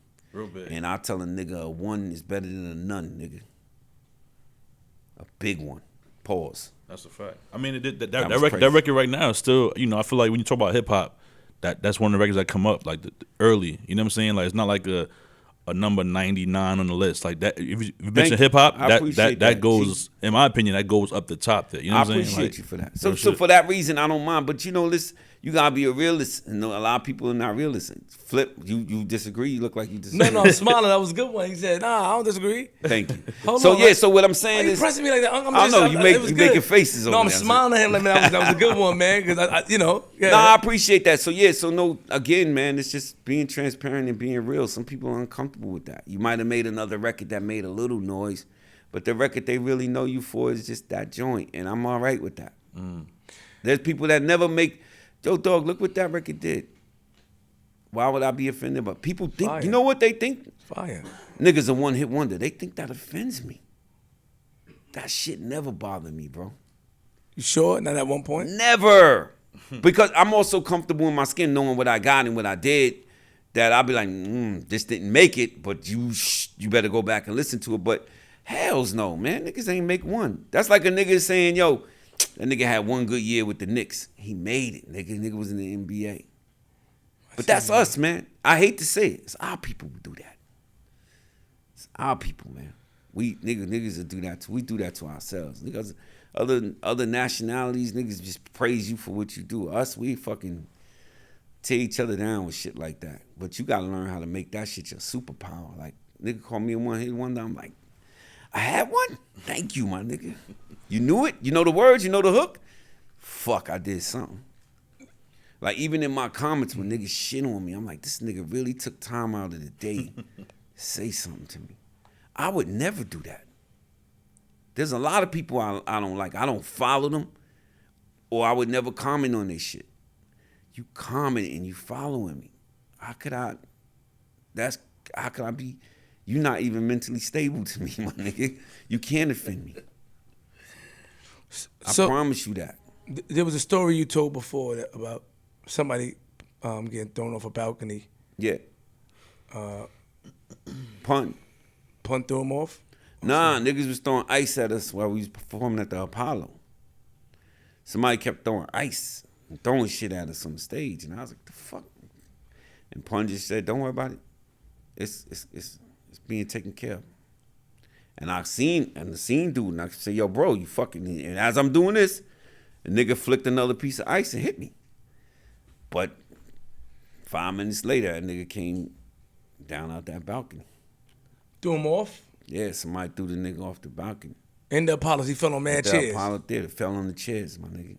It was mayhem, and we just left off the stage. So why he was throwing ice at y'all? You always got an asshole, somebody trying to, jealousy, probably hate, I don't know. Or maybe he thought something, I would never understand why a nigga would play with Joe and punning them back then, or us. We was surrounded by some real niggas. We was surrounded by some real niggas. I heard a lot of things about Pun, that he was official, he was respected streetwise. Yeah.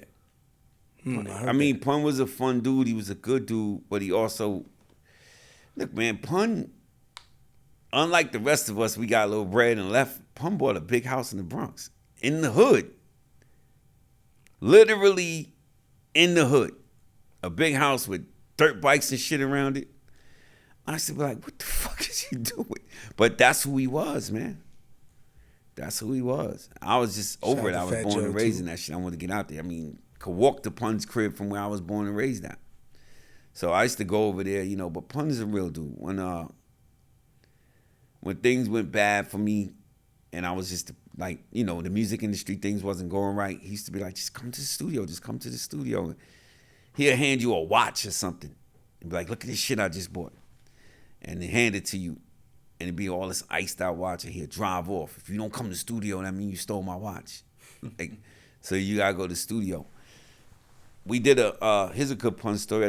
We did a song called Cross Bronx Expressway on our album. And Pun, I went to the studio to vocal Pun.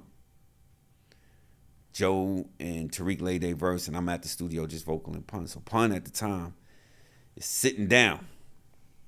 He's not standing up doing his vocals, got his rhyme pad, he's sitting down. Out of breath. Line. Stop. Punch me in. Stop. Guns, come in the vocal booth. The fuck, bro? It's taking forever from the ladies first. I go in the vocal booth. Get that from me. Drop this pad. He can't even get his fucking pad. I'm like, Pun, man. So, gets his pad up, laying his vocals. Line by line, I leave the studio, called Tariq. He was like, how Pun sound? I said, I don't know, nigga. Just piecing this shit together. I don't know. It's taking a minute, but I'll let you know. I go back to the studio. He's out the booth. They press play. And nigga blew us all out the water. Once they pieced that shit together, it was insane. And I think it was Joe or somebody, maybe not Joe, one of Pun's friends said, Gunz, instead of laughing and joking and playing video games with him and all that, won't you just go for a walk with him, man? Take him for a walk. And, he need to walk, he need to lose some weight, and y'all niggas is condoning it. And I'll never forget, I told him that day, yo nigga, let's go for a walk, man. It's exercising. It was like, Gunz, put 2 niggas on your back and try to walk. And go walk. I'll figure it out. Don't do that.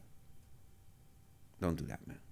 And that was one of the last memories that I was like, oh, shit. That was his exact words. Put 2 niggas on your back and go walk down the street. So that's what it felt like for him. How was your relationship with Joe like you was cool as well? It's my man. I love Joe, man. I'm proud of Joe now. Joe shout was out my to Joe. man back Legend. then. Joe was the one that when the labels didn't want to let him and Pun get on the records, was the one that was like, no, we doing it. He went and told the label it's going down. Shout out Fuck to Joe. y'all, and made it happen. I had a lot of good things about him. Yeah, You know what I mean? he always been stand up. But I do want to ask you a question. He always been stand up with me. That's Ask all you a I can question. say. Yeah. Now, I think I know where you're going with this. because I don't want niggas in niggas' business. You know what I'm saying? 'Cause I just wanted an opinion. Like, so when you hear stories, right, about like Cuban Link was Big Pun's man, correct? Were you Yeah, aware of I that? agree Were you, with that. were you aware of Yeah. Cuban Link back in the days? Yeah, I fuck with Cuban Link now. I don't have any problems with Cuban Link. So what I'm saying is that, how does it? What is your not your take on it? Like getting the business, but like in our neighborhood, how it looks to me that a lot of situations happen where there's one person that bring everybody together, Right. and when that person goes, people, I don't know if I don't want to say true colors, but how they feel come out. Do you think that what it was probably between Joe and Link, like Pun was the one that kept all of them together, and then now when Pun is not there, Joe don't have to, because he really don't have to do anything. Didn't have to rock with him or anything. Do you look at it as from that perspective, or it's just hood shit? Yo, bro, it's what I equivalent that to from my opinion. Mm-hmm. It's like it's like a divorce going down, and you can't really choose a side. Both have points. Got it. Say no more. You know what I mean? Like whenever you try to side with one, you like, damn, I understand that side of it too. You know what I mean? So it's one of those things where I will say this, it's extremely sad for me, man. I watched the crew, the Terror Squad was so tight knit, and so I used to a little bit envy how tight they were, man. Wow. I loved it. I loved it. The way they rolled together and the way they were. It was something that, you know, like that so to see them fall apart and to see that shit unravel the way it did, but it's like a family thing that you just can't. I can't get involved in that. Gotta man. It's respect. like both sides. I'm cool with both sides. You know what I mean? And both sides have been nothing but stand up with me, so it's hard to choose a side. But that's the only thing I could equivalent. Respect. It's like, Respect. Okay. yeah.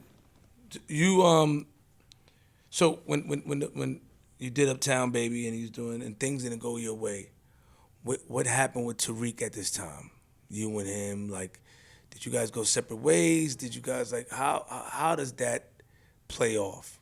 It was more like, it wasn't, me and Tariq never had a problem in our life.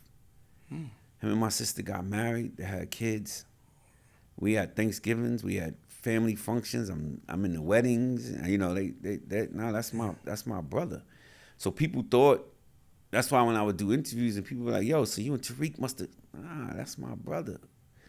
He just such a real nigga that he's like, fuck this. I'm not kissing ass and doing nothing. Fuck that. You know what I mean? Like, the rap for him was the music. And everything with him was about money and providing for the family. Like, yo, it gotta make sense financially. If I gotta kiss niggas' ass to do this, I'm not doing that. And once he saw that side of the industry, but the nigga is, you know, like when people ask me my favorite rappers, I gotta say, I don't want to be biased. I gotta say Nas and Jay and all these different people, but Tariq is in his voice and his skill level. My top favorite rappers is Tariq and my son. Them niggas, I'm witnessing it. It's a fact. And then people might argue with me about, nigga, your son or your. I'm telling you, I am a lyricist. I study patterns. I write patterns. I write to hi-hats and turn the hi-hat off. And people be like, what made you come up with that? You would never know. I make drummers do shit on fucking hi-hat cymbals and I write to them. So I'm a pattern guy. And I watch these two niggas, Tariq's voice alone and then the skill level was so inspiring to me that even now when he send me something, I'm like, woo, nigga, come on. You know what I mean? But the industry shit is just different from him. He a real nigga, you know what I mean? But that's my brother. Him and my sister have grown kids. Shout out to And him. they kid have a daughter, his grandkids. So that's my family, man. So, but so when things separate, like not separate, but like he's like F it. Where does that leave you? Are you on the same type of time, or are you trying to figure it out? Because you say you end up being in a dark place at one point as well. At the time of before I got in, but once I got in, I was just trying to figure it out any way I could. But to be honest with you, man, this might sound far-fetched to a lot of people, but I knew I wanted to do movies and TV, and I knew that I wanted to do a bunch of stuff. Like, my dream as a kid, this might sound like fairyland to niggas, but I wanted to be Will Smith. Before Will Smith. I wanted to do music, TV, and film. I saw that vision for myself from the gate. I was doing plays and shit. You know what I mean? In schools and doing stuff. So I had the vision, I just didn't follow through with it. That was the vision for me. But, so even when the music went down, I still was on go time with trying to still do music, but still do plays and do different shit like that. It didn't turn out that way, the way I wanted it to, but nah, I was never going to do nothing. I was never going to do nothing else but this. I was never going to go get a job. So you never had a job after the song? No. You was in the street? What you was doing? I was figuring it out. Oh man, that old school talk. I respect that. I really don't respect it, but I gotta accept it. No, you could. What you want to know? I was making it. You just outside. I had some help. No, I had some help. I told you, I'm not the nigga that was out here selling drugs. That's not what I was ever going to do. You just had help. I had help. I had people that believed in me and was like, nigga, that happened here and there. Do, little things here and there. Certain things you could still do. You could still go perform Uptown Baby overseas and do that shit and get, old school concerts and little things like that and still make your money and do things. It was things that help you stay afloat. But I was never going to. To me, that was giving up. To me, if you decide to do something else, I got a backup plan just in case I'm going to just do, nah, nigga, this is it. I'm going for this. This don't work out, fuck it, I'm starved. That was my plan. You better figure it out, nigga. So during figuring it out, like, was there ever a time that you were in a serious relationship at this point? I was always in a serious relationship. I just wasn't faithful in any relationship I was ever in. All right, so how many children you have in all? 10. 5 boys, 5 girls. He's real good at patterns, I guess, huh? He's real good at patterns, even with the kids. Yeah, I'm gonna get him. So it's Corey, then there's Wendy. Yes, Corey's the oldest. Corey, then Whitney. Whitney. Sorry, I said Wendy. Whitney, and then Brandon. Kennedy. Then there's Phoenix. Then there's Jameson. gotta get him. This nigga doing this to me, I can't really believe this shit. Then there's Kaz. Then there's Corey. Then there's Gunna. Then there's Bronx. So it's 2 Corys. Yeah. My So- daughter's Corey and my son's Corey. I named my daughter after my son to give him his props while he's here. People wait till people die to do it. I did it while he was here. So at this time, all right, during Uptown Baby, it was Corey and Whitney. And Whitney. Yes. Yes. Then when things started to die down, you figuring it out. Brandon came. Phoenix came. Was it with the same? Kennedy came. Yeah. Was it with Whitney's mom? Nah. Oh yeah, somebody else. 6 mothers. What? I have 6 mothers. 6 baby mothers? Yeah. Chill out. Don't be nervous. You nervous? What you talking like No, that? nigga. Yeah, talk proud. You I'm proud of stuttering. You said I'm proud of you, You man. said 6 mothers. I can't hear you. That's why. No shit. I said. I know you proud. I don't duck no smoke. I love them all. They gave me the best things that ever happened to me. So, man, 6 baby mothers is Wonderful. We all get along. Kids is wonderful. I've never been on child support ever in my life. That's fire. We all get along. We love each other. I mean, we have out just like any other family. And I don't want to justify and glorify it, fellas. I want to be honest with you. No matter how much you take care of, no matter how much I could do for the kids, I can't be there with all of them. And not being there is the most important thing. So I don't want to act like this is some cool shit. They all in different places. I can't be there at one time, and that shit is not cute. So I don't want to justify it and make it like it's cute. But they here now, and I do the best I could do. But I don't want to glorify having kids and not money ain't everything. You need to be there. So I can't be there with all of them at one time. So I don't want to. I also don't want to glorify that because some people smile and say, "Man, you the man." No, you're not. That's not. I can't. It's a lot of stuff I missed. But you hear about it from them. Huh? I'm pretty sure you hear about it, or they let you know. Yeah. That, you know. Well, you find out later on when they get older and say, "Nigga, when you wasn't there that time, this and this and this." You know what I mean? So, so I don't want to. I also don't want to glorify it. You know. How did it? Now I wanted to know, like, you know, how did you and the kids' moms figure out this, you know, this piece? You know They don't. I do.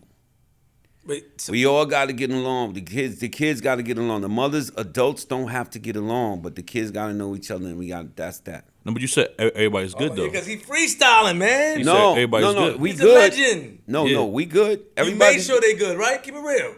Yeah, we all got to be good, man. Exactly. That's that old school shit, man. You're not Listen, playing. You got to be good. If adults have a problem with each other, everybody's not gonna get along. It's a fact. Just don't let that affect the kids knowing each other and getting along. That's all I'm saying. No, I'm just saying for parents that's tuned in right now who have different baby mothers, like, how did you make that happen? Yo, listen, bro. When I brag about people getting along, kids getting along, it's the temperature of who you dealing with, bro. Like, I got friends that take care of their kids and still got the worst child support and go through crazy shit. So when I say I'm not even been on child support, not because I wasn't supposed to be, because I got mothers that understand when he on and he up, we good. When he ain't, we just gotta wait, you know.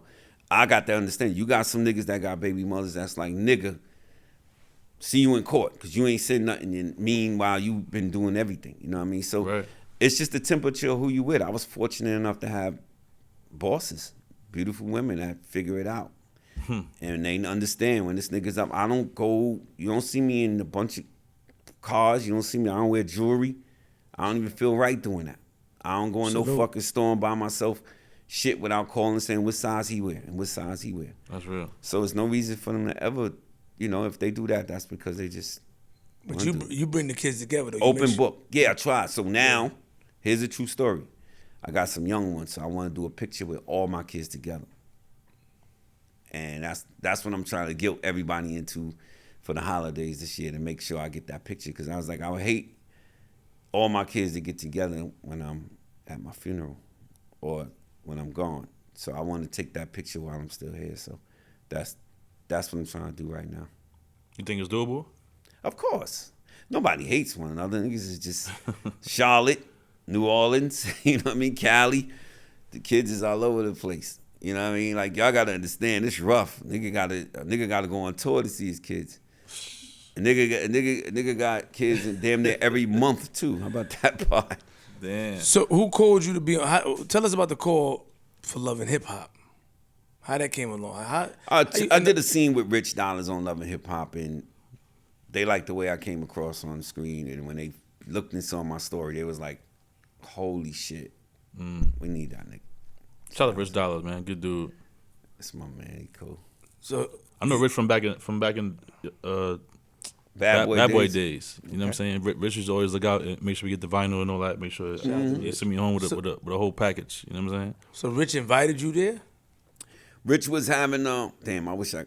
Shit. Rich had an artist named Eric Amina, and he had a song he played for me, and I. Why you saying I had an artist name? We know who Eric. Okay, go ahead. Yeah, you know. I'm just saying this is we going back then. Yo, man, stop. I like this a lot, man. This nigga here, boy. If I bring it up to date, I'm wrong. If I go back in the days, I'm wrong. You said an artist name, but why you said it? I'm just saying. Richard. So Rich had Erica Mena, Safari's. See we now, know you know what I'm saying? We know she so is. I'm just trying to take it back to that moment. That it. moment was I got this artist named Erica Mena. I want you to hear it, and he played the record for me, and I shitted on the song and pissed her off, and they thought that was gonna be good TV. And then on top of that, they saw my story and was like, "This nigga gotta come on the show."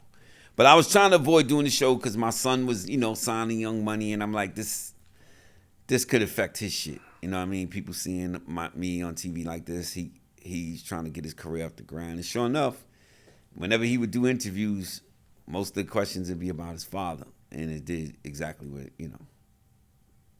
I was hoping it would end up doing that anyway. Does it bother him? Did he ever come to your pops? Like, did he ever talk to you about? Nah, I mean, yeah. That would be most recent we had that conversation. But back then I was getting bashed so much. My son was never going to jump on the bandwagon and bash his father. I saw he never like. It's like Never. he It was never. never Shout gonna out to happen. Corey, man. That's he never, my nigga. We grew up, that's like, it's my son, my brother. You know what I mean? He never- But he never he did was never that. going. He saw what I was going through, so he was never going to pile on. So his things would be like, that's my fucking father, no matter what.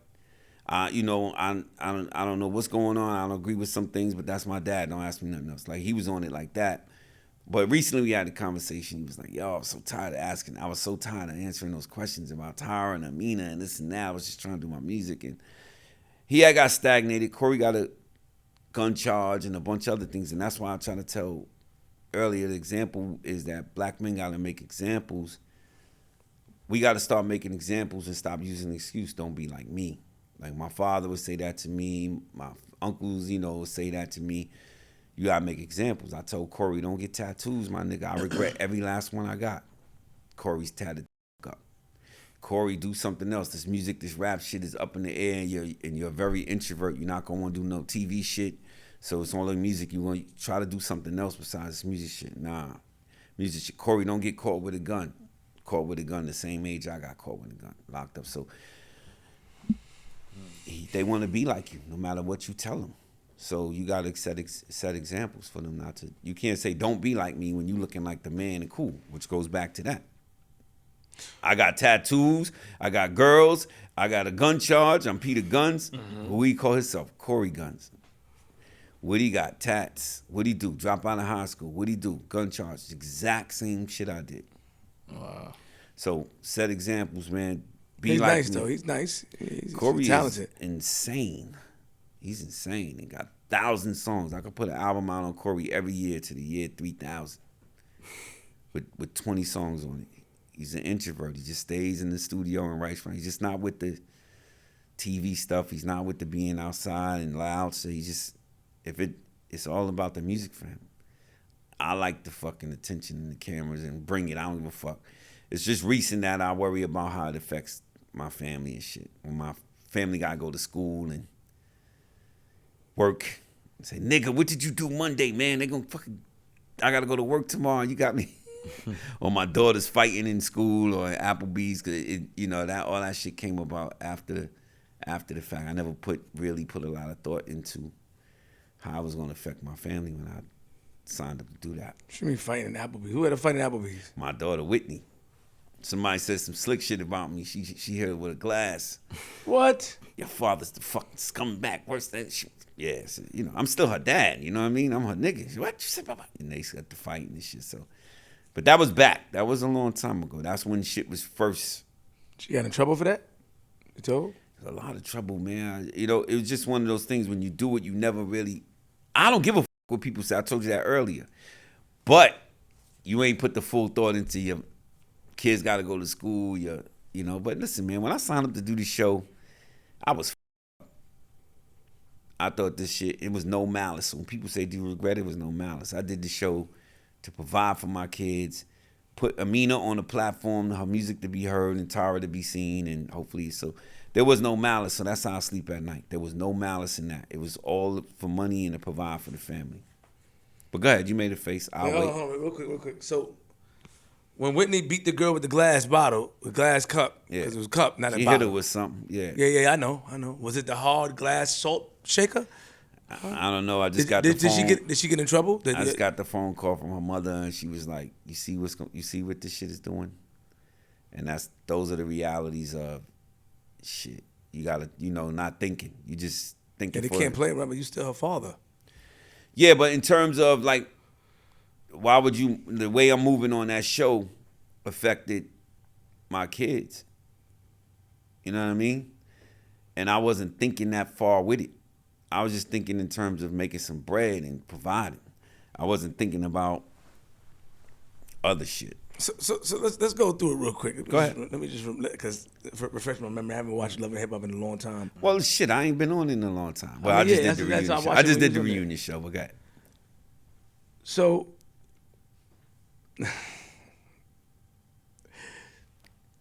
Go ahead, nigga. Hold on, nigga. Let me take my time, man. Nah, man, spit it out. So, I just want to go through the order. It was Corey baby mother, not baby mother. It was Corey mother, Whitney's mother. Then there was the next lady, which you had 3 children with. Yes. One child. One child. With the and then with the 2 third. with the next one after that. 2 with the 4th one.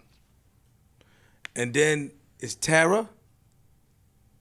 So 3 with Tara. You was in a relationship with Tara, yes? Yeah. How did you meet Tara? Tara worked at a music store in the city called Sam Ash. Why you say it like that? It's called Sam. Just say she worked at Sam Ash. We know what Sam Ash Nigga, is. everybody don't have Sam Ash. Nigga. All right, my fault. Oh, this show's only in New York. My bad. It's only in My fault. Oh, Your shit worldwide. Now you try to play me now. Your shit worldwide. That was a good comeback. I'm See, you speaking can to tell the you a people. rapper. I'm just You let can me tell know. you a rapper. Look how you came back like that. I'm just asking you. Yeah, Know you're nobody right. outside New York City? You're right. All right, my Sam bad. Ash is global to me. Is it? Don't let me start Googling Sam Ash, please. You might find one here and there. Niggas don't shop at Sam Ash. All right, let's just man. She worked at She worked at Sam Ash, all right? A music store. For those of you who don't know, Sam Ash is a music store. All right. I like it. I love it. This nigga flip, boy. So, Nigga be trying to find shit. It's the Bronx, right? The Bronx shit still got you. it did, because you was serious. Yeah, So no. So she Tara went to worked at Sam- Sam Ash, and I went there to buy a new keyboard or something for the studio. I built a studio called Gun Range Studios, and I was trying to buy equipment for it. And I told the manager there, "Who is Shorty at the register?" And he was like, "Oh, she's from Mississippi." She just asked him, "Give her my number." And so she called me one day, maybe 2 weeks later, was like, "Yo, normally I don't call people that give people their numbers for me to call them, but I'm just reaching out. What's up?" And they tell me you rapping, where you from? And we started talking. And I said, "Yo, when can I pick you up for dinner?" And we went to dinner, and the rest was history. So she didn't know who you were, like. Nah, she's history. from Mississippi. She's younger than me. She wasn't, she was more into the South stuff. Right. Somebody told her I rap, and So by you- that time I wasn't all the way old school, but I was like, that record was old. So you was just a smooth looking guy, basically. You know what I'm saying? The smooth macadamia. Oh. Chill, don't give it to him. You know what I'm saying? Come on. Peter bro. Gunz. Peter Gunz. The ancient snack, nigga. That The was civil fire. rights snack. Peter Gunz. So hold on. So all right, boom. Nah. Chill. He's trying to get our attention. Come on, my nigga. Ignore him. He's not that I cool. got these niggas. You see that, Zay? No, chill. Got He tryna- these He can't. Y'all gonna have niggas working up going guns. So hold on. So Tara, and then was there any time? I mean the butterfly from Hold Germany. on. I know what I mean. Slow down. Was there any time when you was faithful to Miss Tara? Disrespectful, I apologize. Was there any time? How long were you faithful to Miss Tara for in a relationship? I don't know. You was never faithful. But not for long. But a month. Maybe a little longer than that. But yeah, no, listen, I'm just being honest with you. I've never been to this date. I'm in a different space now. I'm older. I'm there now. But I've never been faithful, ever, in any relationship I was in, ever. And to give you times, I don't know, time lapses, but what's the difference? I cheated in every relationship I was ever in. I just wanna know whether if it you was ever a month, whether it was 6 months, I don't remember. Did you take the relationship serious at the time? You always take the relationship. Men, we are guilty of taking the relationship serious for us. If she did what I did, I would have fucking lost my mind, killed her. You know what I mean? Like I'd have been. If she did what I did, I'll tell you that one of the top things I regret in my life is marrying somebody while I was with her. That's up there next to not doing something for my dad I should have did before he passed away. I put that up there next to that. That's so because I know that if she had done that to me on national TV, y'all would be talking to me over the phone. How did you meet Amina? Amina played in a club that I would frequent. She played keyboard there and sang there, and I saw her there, and I'm like, God damn, she's bad and she's talented. Why don't she should be doing something? And then I started working with her on some music stuff. Now this is gonna sound real fucked up. I knew a guy down there, a musician, she was dating. Me and him was cool. That was her boyfriend. See, people don't know that side of it. Yes, this is he's this a real is sniper. exclusive. This some exclusive shit I'm about to tell you. He's the real sniper. I broke the man code in a way that you should never do. What I did was so up. Like, me and dude was cool. I started saying, why ain't you doing? So me and her started working together. Nigga broke up with her. Started seeing somebody else, but still, she was supposed to be off limits. I fuck with dude that was ex. Me and her started messing around while I'm working on her with her music, and I'm like, yo, you should be doing. So I started doing that on some management shit, and it just clicked. And just to be honest with you, you may not be able to relate to this, but this is a true story. At home with Tara, it was real life. Shit was fucked up. You got to get out there and figure something out. Money-wise, you know, you just that nigga trying to figure it out in the house.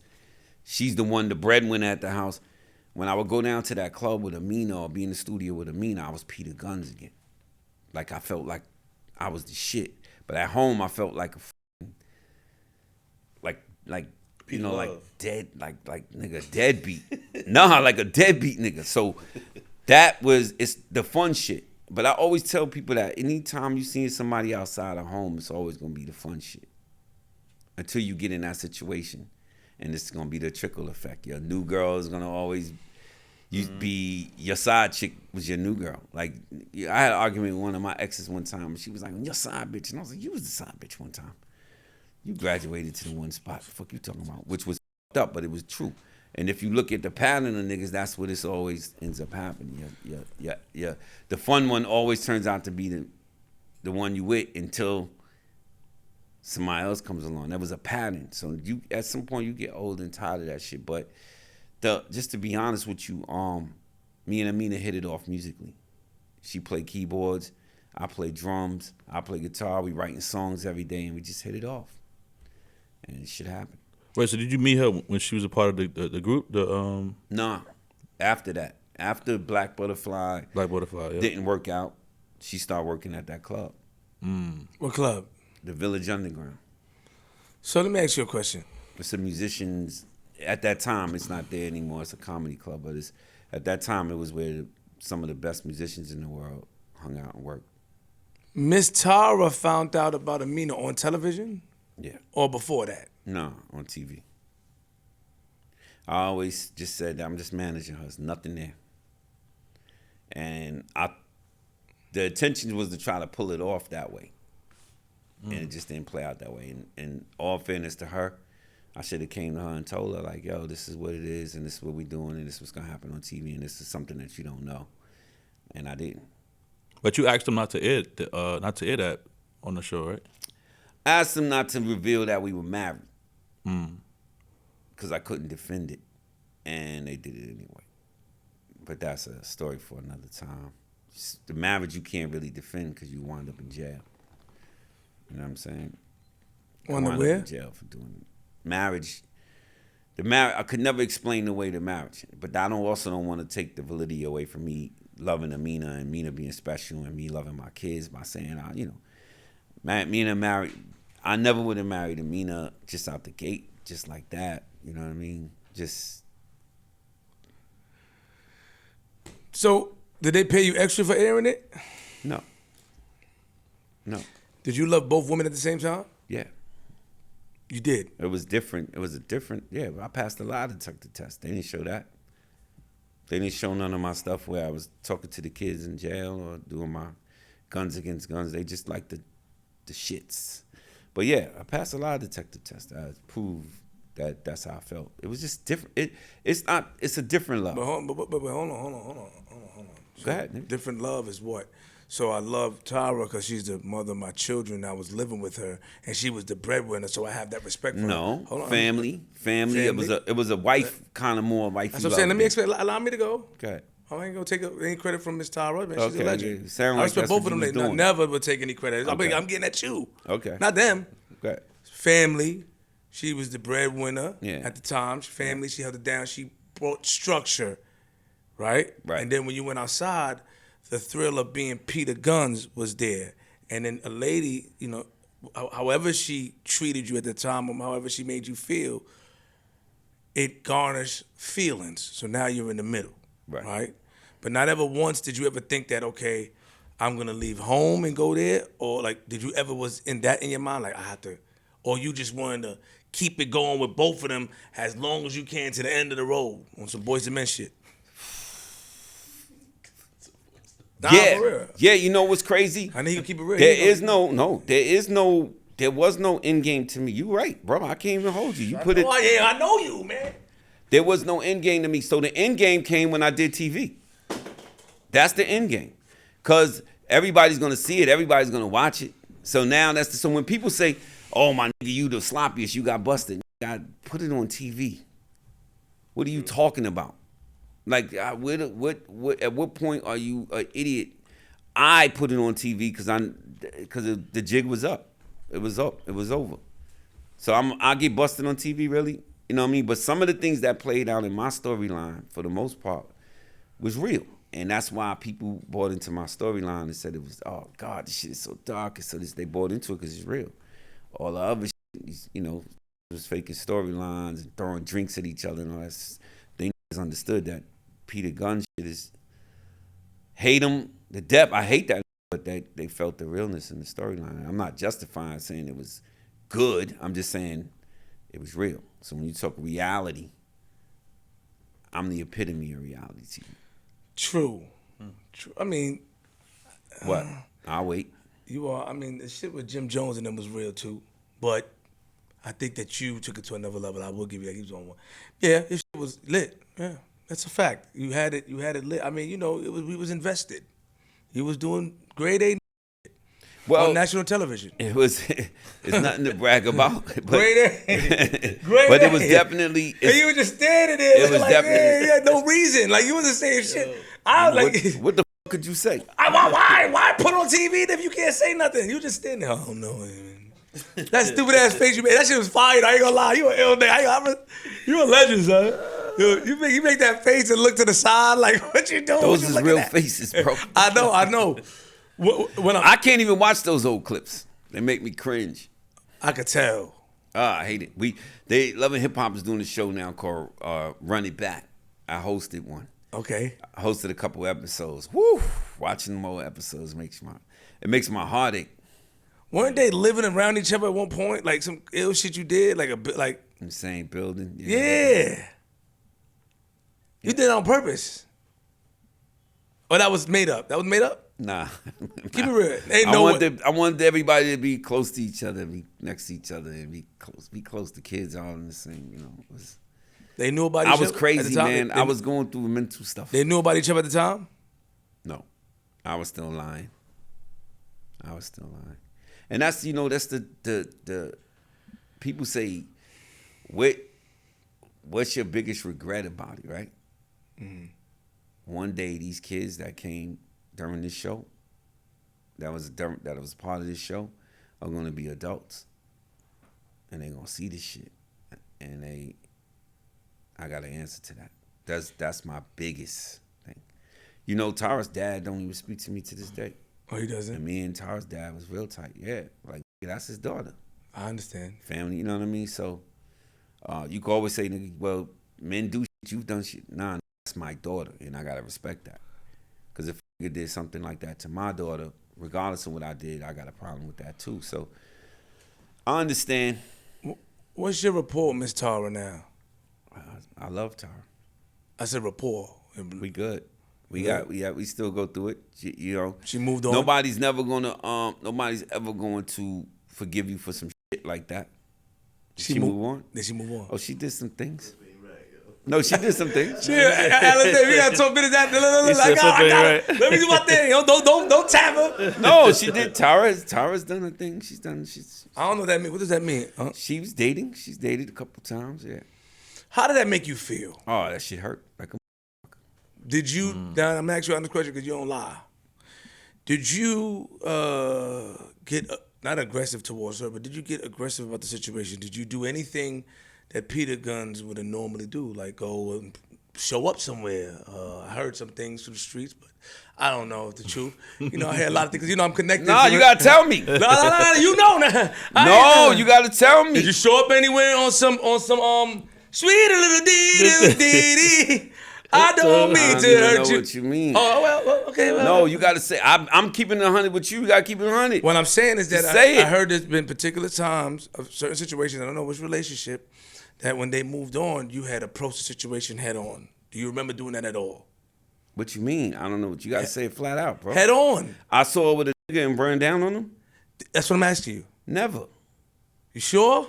I ran down on Tara with a nigga before. Didn't you run down on somebody with a nigga in real life behind the scenes that you saw? They said that you saw with your own eyes. This is what I was saying. I probably got lied to then. Yeah, that's never happened. You too smooth to run down on. No, I don't blame nobody. I can't blame no for that. Did you ever see her and then waited till she let him talk to her after about it? Like Never. I caught you. So you never called her in person? She told me. I still wouldn't know if she didn't tell me. Oh, so she told you? Yeah. So you never bumped somewhere or with somewhere? Never in life. I don't know why. Alice, stop laughing. Yo, my nigga, that's never I believe happened. it. So so she's just solid like that. She never. She moves smoothly. She just keep it real with you. Like, Oh, this she is is. what I'm doing. We just had an open conversation. Have you ever? And she told me, and I couldn't eat for 2 days. You was in the was crib. sick, You nigga. was in the crib. Huh? Did you ask who it was? Did you ever call the individual? Yeah, she has. You goddamn right. What? Yeah, she told me who it was. Did you call the individual? Never. Was somebody that you knew? Or no? Huh? Was it somebody that you No, knew? nobody that I knew, but somebody that no. I would never put his name out. That's fucked up. He got a situation probably. You know what I mean? I would never throw. I'll tell you later. Right. Wait, hold on. It was two. Oh, what? Yeah, I'm snitching, Tara. I'm sorry. F that. Chill out, Alex. My business, nigga. That I'm always the dog in this. He's like, Alex, like, what you doing? In the street, Management came in to play real quick. Come on, man. You really going this deep with it? in the street, I niggas. just, this shit still makes me mad. I can tell your Don't make face. me- You know when you get mad. You know when it starts turning red. Right here it turns red. I don't know if you noticed that. No, bro. Was it industry niggas? Yes or no? Flip it was. Yes or no? it depends on what you call industry. Rappers. You call professional sports industry? Oh, they called her. Damn it! That's it. That's all I can give you on air. Lord. She'll kill me. I'm the nigga that put my don't business tell her. out there. She'll I kill me. respect it. I get it. But oh, she did that. How they caught her? You don't get it back like that. Back like that. They nigga millions. 55. Oh, I know. You know what it? You don't know. How much you bet? Professional sports. That's You better not say no football, names on this basketball, fucking air. Don't do a nigga All right, like that. watch. We bet. Don't do a nigga like that. I ain't man. gonna do that now. I respect you. Nah, You got my you gotta word. You got my respect the word. game. I respect the game. Hold on. Go ahead. We talking about basketball? Yes or no? Yes or no? I can't Flip? say nah. I can't. That's it. I can't. You can't say tell the no. sport. I can't. So, how she met the? I'm already saying too much. She already gonna kill me. So tell us how she met him. She had to tell you that. She had to tell you the story because you a detail nigga. Here, man. Uncle, you a detail. It's sliding her DMs. Oh no! Where you going? No! There's no more closet No! over there, man. No, man! That's it. No more What? information. No. She violated. What? Did she violate? Facts! Thank you. I need you to tell her that on camera. Damn, son. You violated her first, but You don't get a nigga back like that. You don't get a he nigga flew back out. like that. Or he was. I'm Nah, gonna get him. I'm done, He man. was playing in New York. He did motor floor. He was playing in New York. Was he playing in New York? Nigga, don't tell me he playing in New York. Nah. All right. Then I would have. Then it would have. Then There you I would. go. Then it went what? Huh? Then, Did what? I ain't say nothing. So she kept the. But how you? So you felt she was that she was telling the truth. Nah, she kept it all the way above. She kept it all the way above. All the way above. The It was nigga one flew- of those conversations of. Let's just put it out on like some. We got one of those points where like let's just. This is during Love and Hip She Hop or said, after? "Do you want to have this conversation? You ready for this conversation?" I'm like, "Yeah." How to We think had about it. it? This is during Love and Hip Hop or after? It was after, but we was getting ready to do a new version. We was getting ready to do another. And y'all never talked about another. it on the show. We never talked about it. It was one of those things where I'm gonna keep it all the way a buck with you, cause I'm a real nigga. Watch management. Hold on. A friend of mine said. Atari. A friend of My business, Alice. Hey, look. a friend of mine You said. know about this. Yeah. A friend of mine said.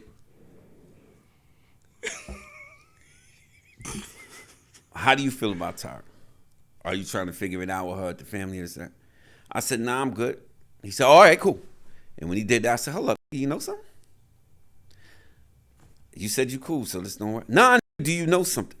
And he was like, you might want to have a conversation with him. And how did he know? He saw them out together. How did he know?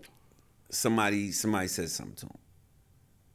Somebody said something to him, and he was just like, nah, that's my brother. I make sure he good with that. And he told me, and when I went to her, she was like, oh, you ready for the conversation? Let's have it. And who? That was the first nigga.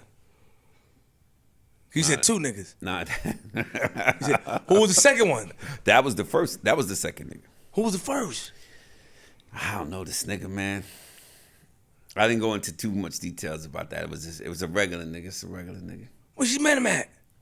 I don't know. She didn't tell you where she met him at. You asked those questions where you met him at. When was it? It was one of, it's one of those things where Tara's a beautiful girl. She's out and about. She's in a restaurant or something, running to a nigga. They exchange numbers. At that time, you gotta understand, I got married on her. I got a kid on her. Facts. I'm doing me. Even on the second time around, I got a whole new girlfriend. So it's not, she didn't violate me. She was just doing me, and my ego couldn't take that she was doing her. She was doing what the she was supposed to be doing. She was supposed to sit around and cry about me. But he was hurt. I wasn't ready. I didn't know. Shout out to Miss Tara. She had to. She had to do what she had to do. That basketball. We got to get ego up. Real that nigga with the sports. We got to talk about that. Cause like, what's up with him, bro? He knew Nick. He knew personally. No, nah. He's just doing him. Yeah, nigga. Tara's bad. She's dope. She's beautiful. He's doing what they supposed to do. Can't be mad at that. I'm doing this and rubbing in your face. Next time, don't get married on television while you got a wife. I did the petty shit. Yeah. I tried to get at his girl.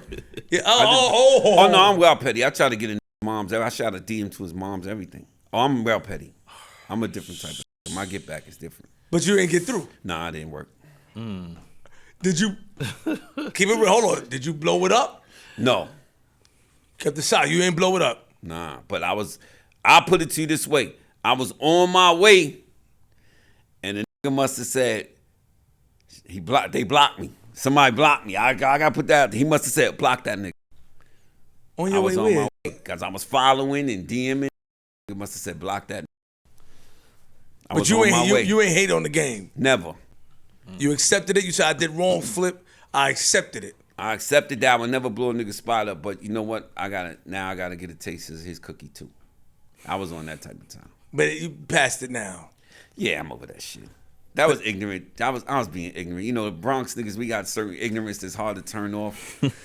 Even when we old and should be, people be like, my nigga, you too old for that. It's still like it's something about that old young Bronx shit that I be like, word, all right, I'm gonna get your mom's then. That's how we doing it. He was hurt. You couldn't eat for 2 days. Yeah, I was fucked up.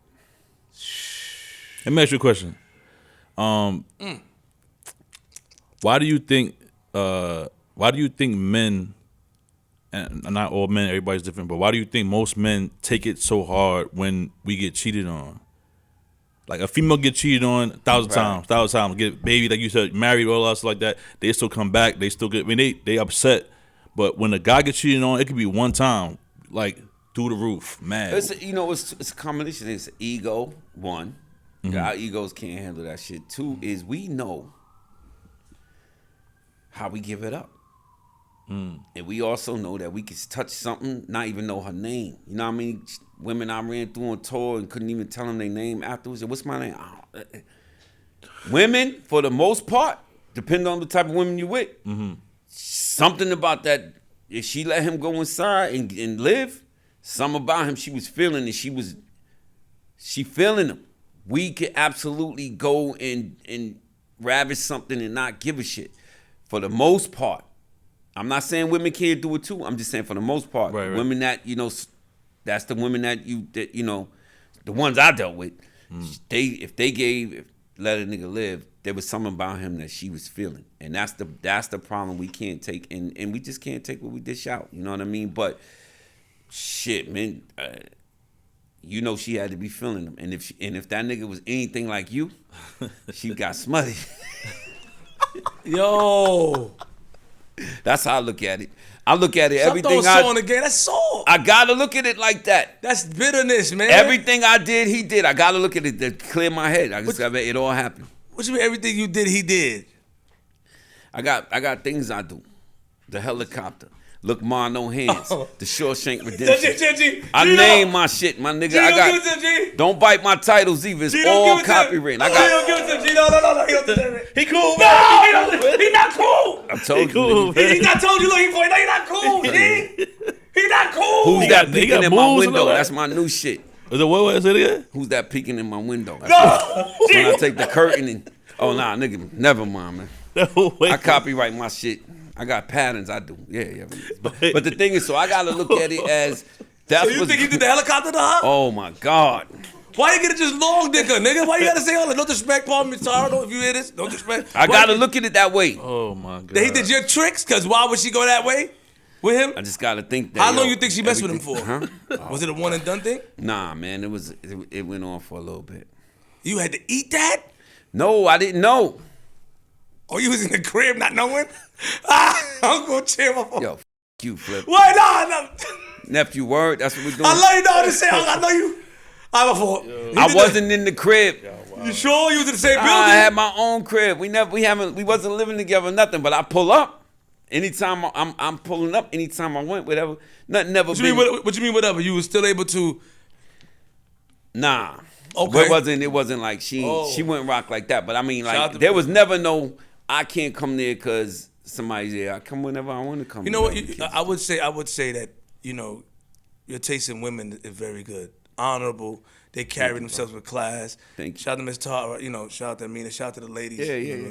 I had to give you that respect. You know what I mean? Oh no, definitely. You know what I mean? I have to because She did what she was supposed to do. she did what she was supposed And to. she was, listen, in all fairness to her, I gotta give her this. She was having fun. She wasn't looking for no extra, no husband, no boy. She was just doing her, having fun. So most people would be like, why she do that when that nigga's no? She was just doing her. Well, did Amina ever do her? Of course. Of course. They both have they situation. Now me and Amina's dude got into it before, but it wasn't about me being jealous. It was about her asking me. Most people think that I pressed that I was trying to press a nigga because I was jealous. She told me this nigga's being disrespectful. But I let the blogs run with it how they ran with it. I had to here's a funny story, man. Damn, I wonder if he gonna be mad if I tell this story, but I'm telling him, fuck it. Management. What you think, Keeman management? don't want me to say it. You want me to say it? What you think, management? One time, one of Amina's, I won't say his name, one of Amina's guys was talking crazy over the phone. He live in L.A., he live in L.A., she live in L.A. with my daughters. And I said, listen, bro, I'll be out there for my daughter's birthday. On some man shit, I'm going to go to the party, and then me and you could go do whatever we need to do as man to man. Catch that fade. Whatever, however y'all can say it out there. We'll shoot the 5. That's what we say up here. I need 31, whatever you want to do. Do the party, then we go, whatever. He said, yeah, we'll see when you get hit in this. He's talking reckless.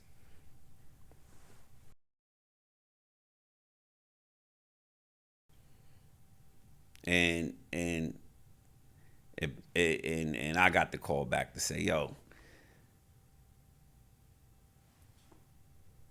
don't meet up over there because nigga tried to call somebody, whatever. So we ended up talking. He was like, how you want to handle this shit? You know what I mean? And we spoke on the phone. But yeah, it was dude. Instead of trying to man to man with me, he tried to make some phone calls. And that's what was on the blogs. That's the shit that was on the blogs. And everybody was like, oh, Peter's just jealous. But it was, dude was holding up her music and doing shit, and they was fighting. And she was like, yo, could you talk to him? And that's where shit went left. Was no jealous shit. Not the singing nigga, the life gender nigga in the comments. Nah, not that nigga. She was messing with him too? They did an album together, and you got to ask them that. I could never put him out there like that. He got a girl. I don't know what happened between them, but you got to ask Chester. Why did you call his real name? Because he called me Little Pete, so you got to ask Chester. That's his name. So, but they did an album together. Yeah, they got a whole project together.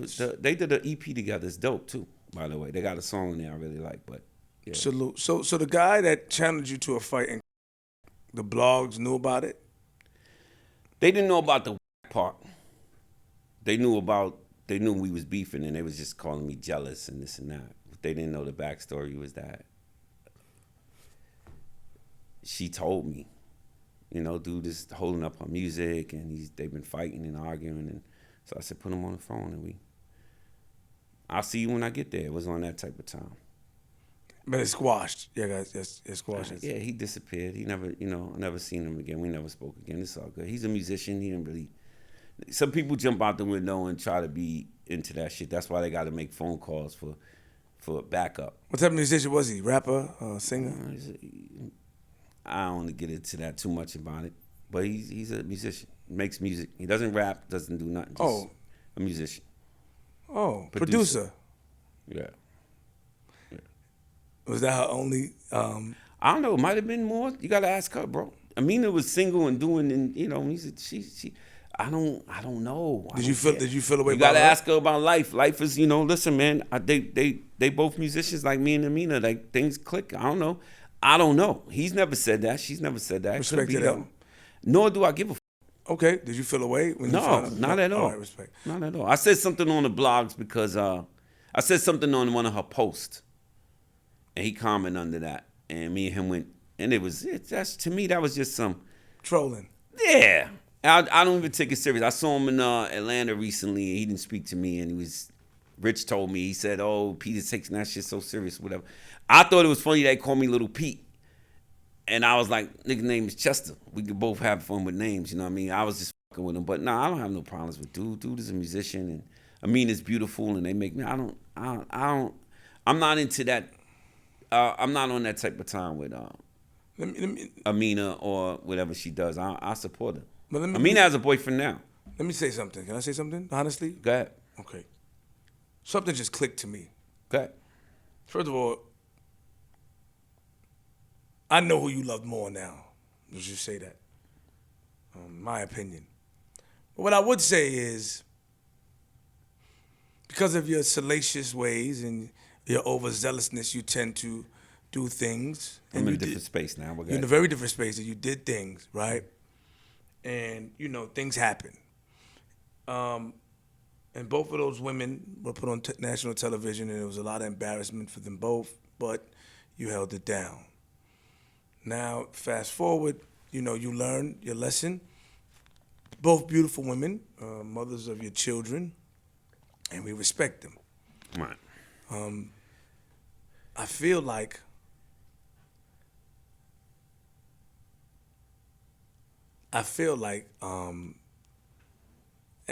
the Miss Tara situation hurt you a little more, my opinion.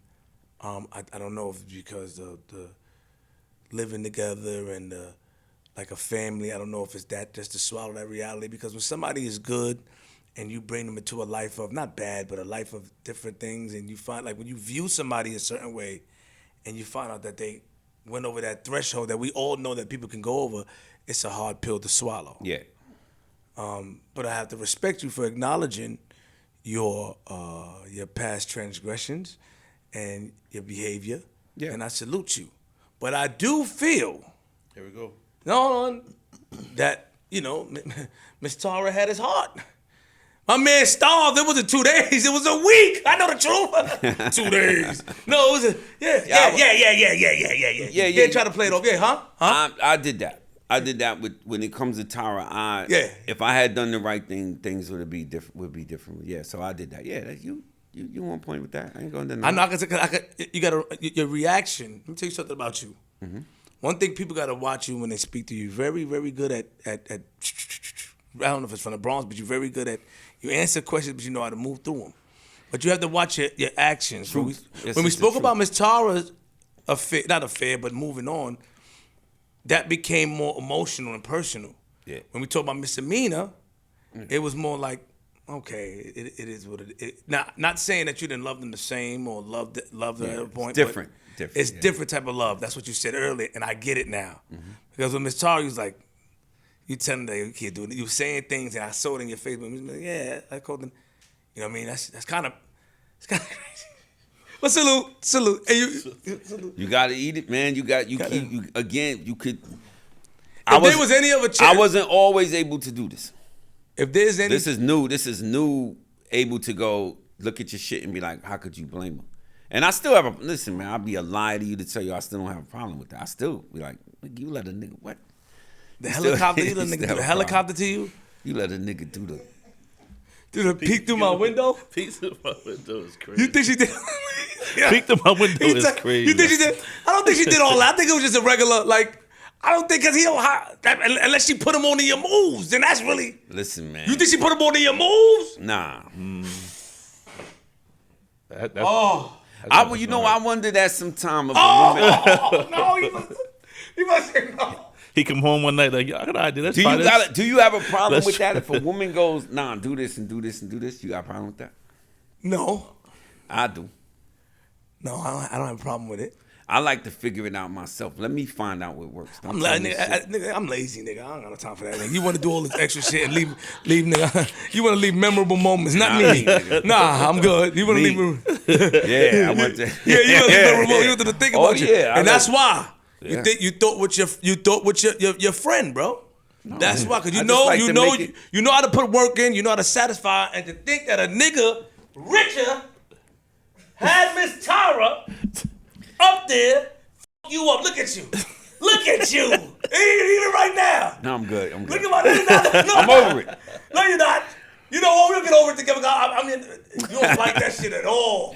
Well, I'm in a new space now. We're going to get to that. We ain't going to get to the new We shit. all right now. All right, See, there you go. Got him. No, The nigga try to rush shit. He don't want to dwell on that. At the end of the day, it happened. It might be a new woman in my life, and I might be offending her right now. We about to talk about this. Oh, okay, that's all I'm saying. We dwelling on this Tara thing. I might have something new up. But the helicopter, she didn't tell the nigga to do the helicopter. Nah, man. Accept it. Take that out your. Okay, let's move on. Let's move on. What's look at his face. That nigga probably did the crossover. Look at that. Oh shit. Anyway, go ahead, man. Next. See? How the hell did he hit? See? Shit, let it go. I got questions, but I'm gonna leave it. What's going on now? So I recently just did the show for BET where we all looking for. I got Amina looking for me a new wife, and I gotta find Tara a new nigga. Oh, wow. A new man, I'm sorry. It's called After Happily Ever After. It's on BET. October 19th, 10 p.m. Tune in. It's real. It's the realest show I've ever done. It's hosted by Bow Wow. You go to these mixes, these parties, and you interview these different people for your ex. We was in a mansion for a month. And you get to live with this person for 48 hours. And then you, after 48 hours, you go to this thing called Love 'Em or Leave 'Em, and and it determines whether you want to stay with this person or you want to move on and try somebody else. So I went through 4. I can't tell you how many I went through. That I'm giving it all away. But I had to audition a few, and it was good. It was a beautiful thing. Did you get tempted? All young, beautiful, successful people. Did you get tempted in the house to explore your ex regions? Yeah. Did you try to forget it? Did you try to go hang out? They gotta watch. What about Miss? Did you try to go? Okay, we'll watch. I'll give you this. So I will tell you this. In my trying to find somebody for myself, in Mina trying to find somebody for me, I had to find somebody for Tara. So I found somebody for Tara that was opposite of what you would think, and you gotta watch. But I will tell you this: it was hard. I got jealous. It was hard to watch, and that's where the shit gets real interesting. It was hard to watch. I can tell. That's tough. You gotta if you doing something, if your ex is on, if you dating, right, and y'all dating, what she doing you don't see, you don't know about is one thing. But when you were there, and a nigga pull your ex down on his lap and be kissing on her back and rubbing her, it's hard to watch, bro.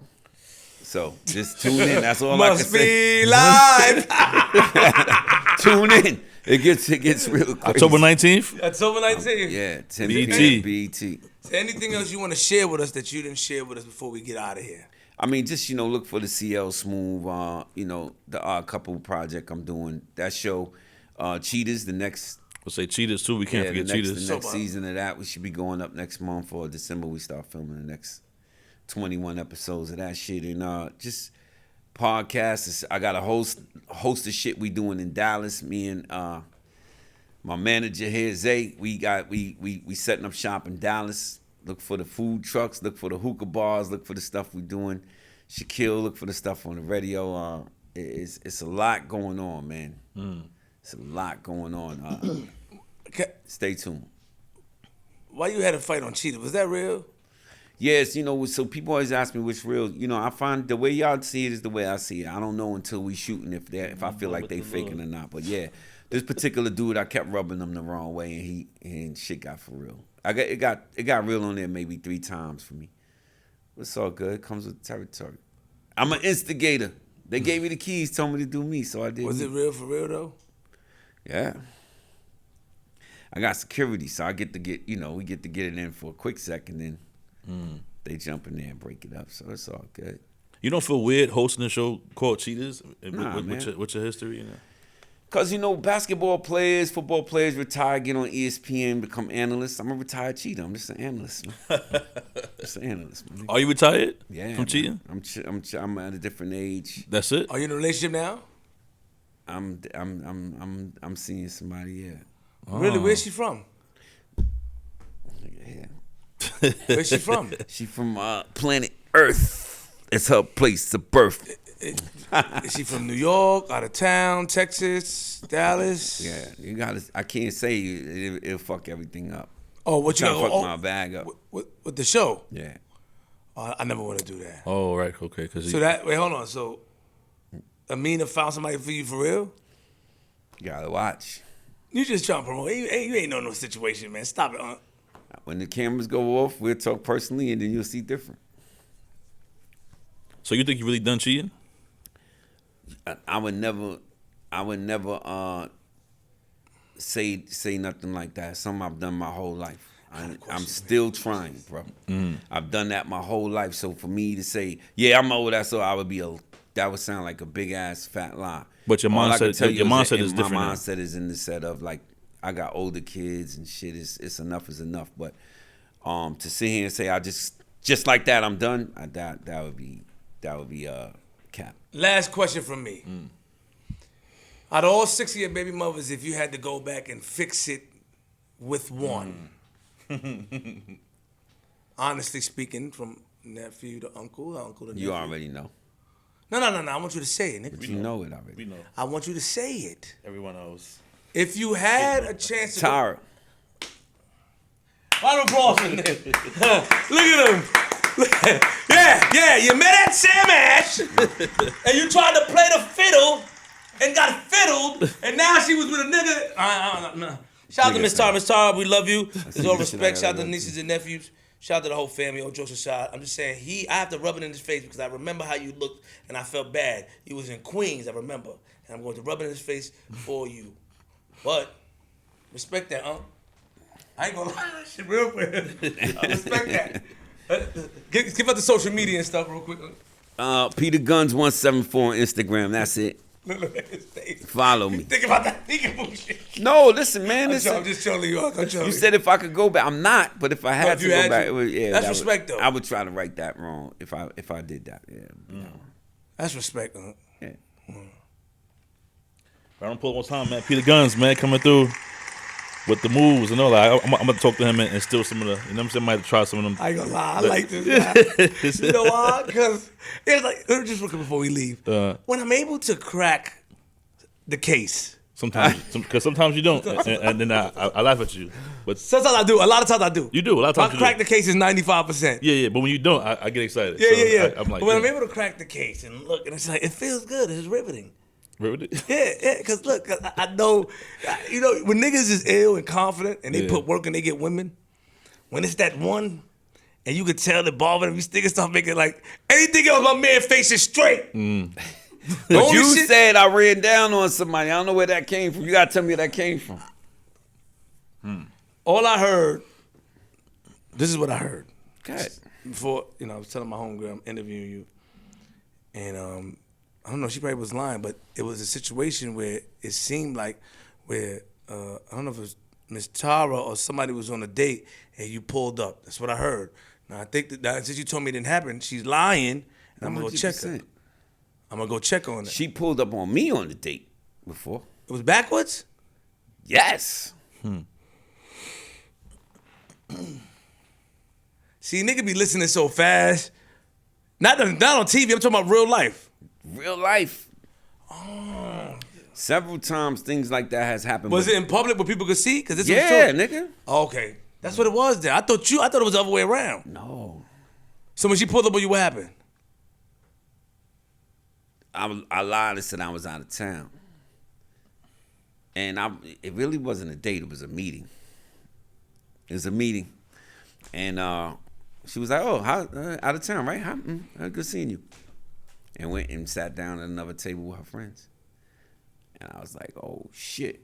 Did it become? I told Shorty, I gotta go, and I was like, yo, I was trying to do the introduction, like it ain't, but this is some. How did people see it? Because for somebody. Oh man, people exactly how it looked. Exactly what that's probably what you heard. That's upset. I'm sorry. I apologize. I got it wrong because it was something. Yeah. It was a public setting where, like, yo, somebody got. I was like, what? He pulled up. I never heard that. I kept Googling it, but I never heard it. Nah, it was definitely. It was. But the thing about it is this right here. This is a true story. Yeah, when I always keep it 100 with you. Where I took this young lady. This young lady does a podcast. No, listen. She does a podcast, sex podcast. We used to talk all the time on live. So when we went to eat, I took her somewhere where everybody knows. It's a place everybody goes to. So it wasn't no like a nigga was trying to hide. Nothing was just there. But the thing about it was, I lied and said I was still out of town. That was the fucking big part of it. Cause sometimes I say I'm not back in town to buy myself a day to do whatever the fuck I want. You know what I mean? Cause once you back, nigga, come get these kids and go do this. So I was buying, and this shit just backfired on me. What made her go there? She was just going out with her homegirls or somebody put on? And nigga just tapped me on my shoulder and was like, oh. Atlanta, huh? And went and sat down. I was like, oh, so, but you had to get up and go over there and try to do the dress? Yeah. But it didn't work in your favor? Nah. Wow. Sorry, y'all. I had the wrong information. I was listening so fast, I got it backwards. It was just something with public. I thought you pulled up, but it was the other way around. I got pulled up on. Normally, I'm the one to get. They better than us, man. Females don't get caught like that. She might have just left a nigga and showed up to that restaurant. There's some truth to that. Like she looked a smile over here. There's some truth to that. It's true. Tara could have walked in that shit with a nigga and told him leave, and then went over to me and did that bullshit. You know what I don't like about you. You just never know. You trying to make her look, nigga. That just happened, nigga. What I'm saying, you caused it. She ain't do that. I'm saying they better than us. That's all I'm telling you. She ain't do that, They better. Talk about somebody else. She did something I didn't know about. Fuck you talking about? Okay. Don't ever say not me, nigga. Yeah, your girl. Got the bunny ears with her feet. I'm telling you, that's what niggas do. The bunny ears. Wait, what? Put their feet behind their ears. Yeah, the bunny ears. What behind their ears? They feet. Oh yeah. Where you get these names from, man? Huh? It's original shit. You gonna write like a sex book or something at some point? That'd be fire. And give tips out to all That'd be fire. Think about it. I mean, you know, have a picture right here and then the description book. next to it. Yeah. Like, turn the page, the next one, helicopter on this page, and with the peekaboo. Sure, He don't like that shit. I love this. He don't like that shit though. What? He don't like that shit.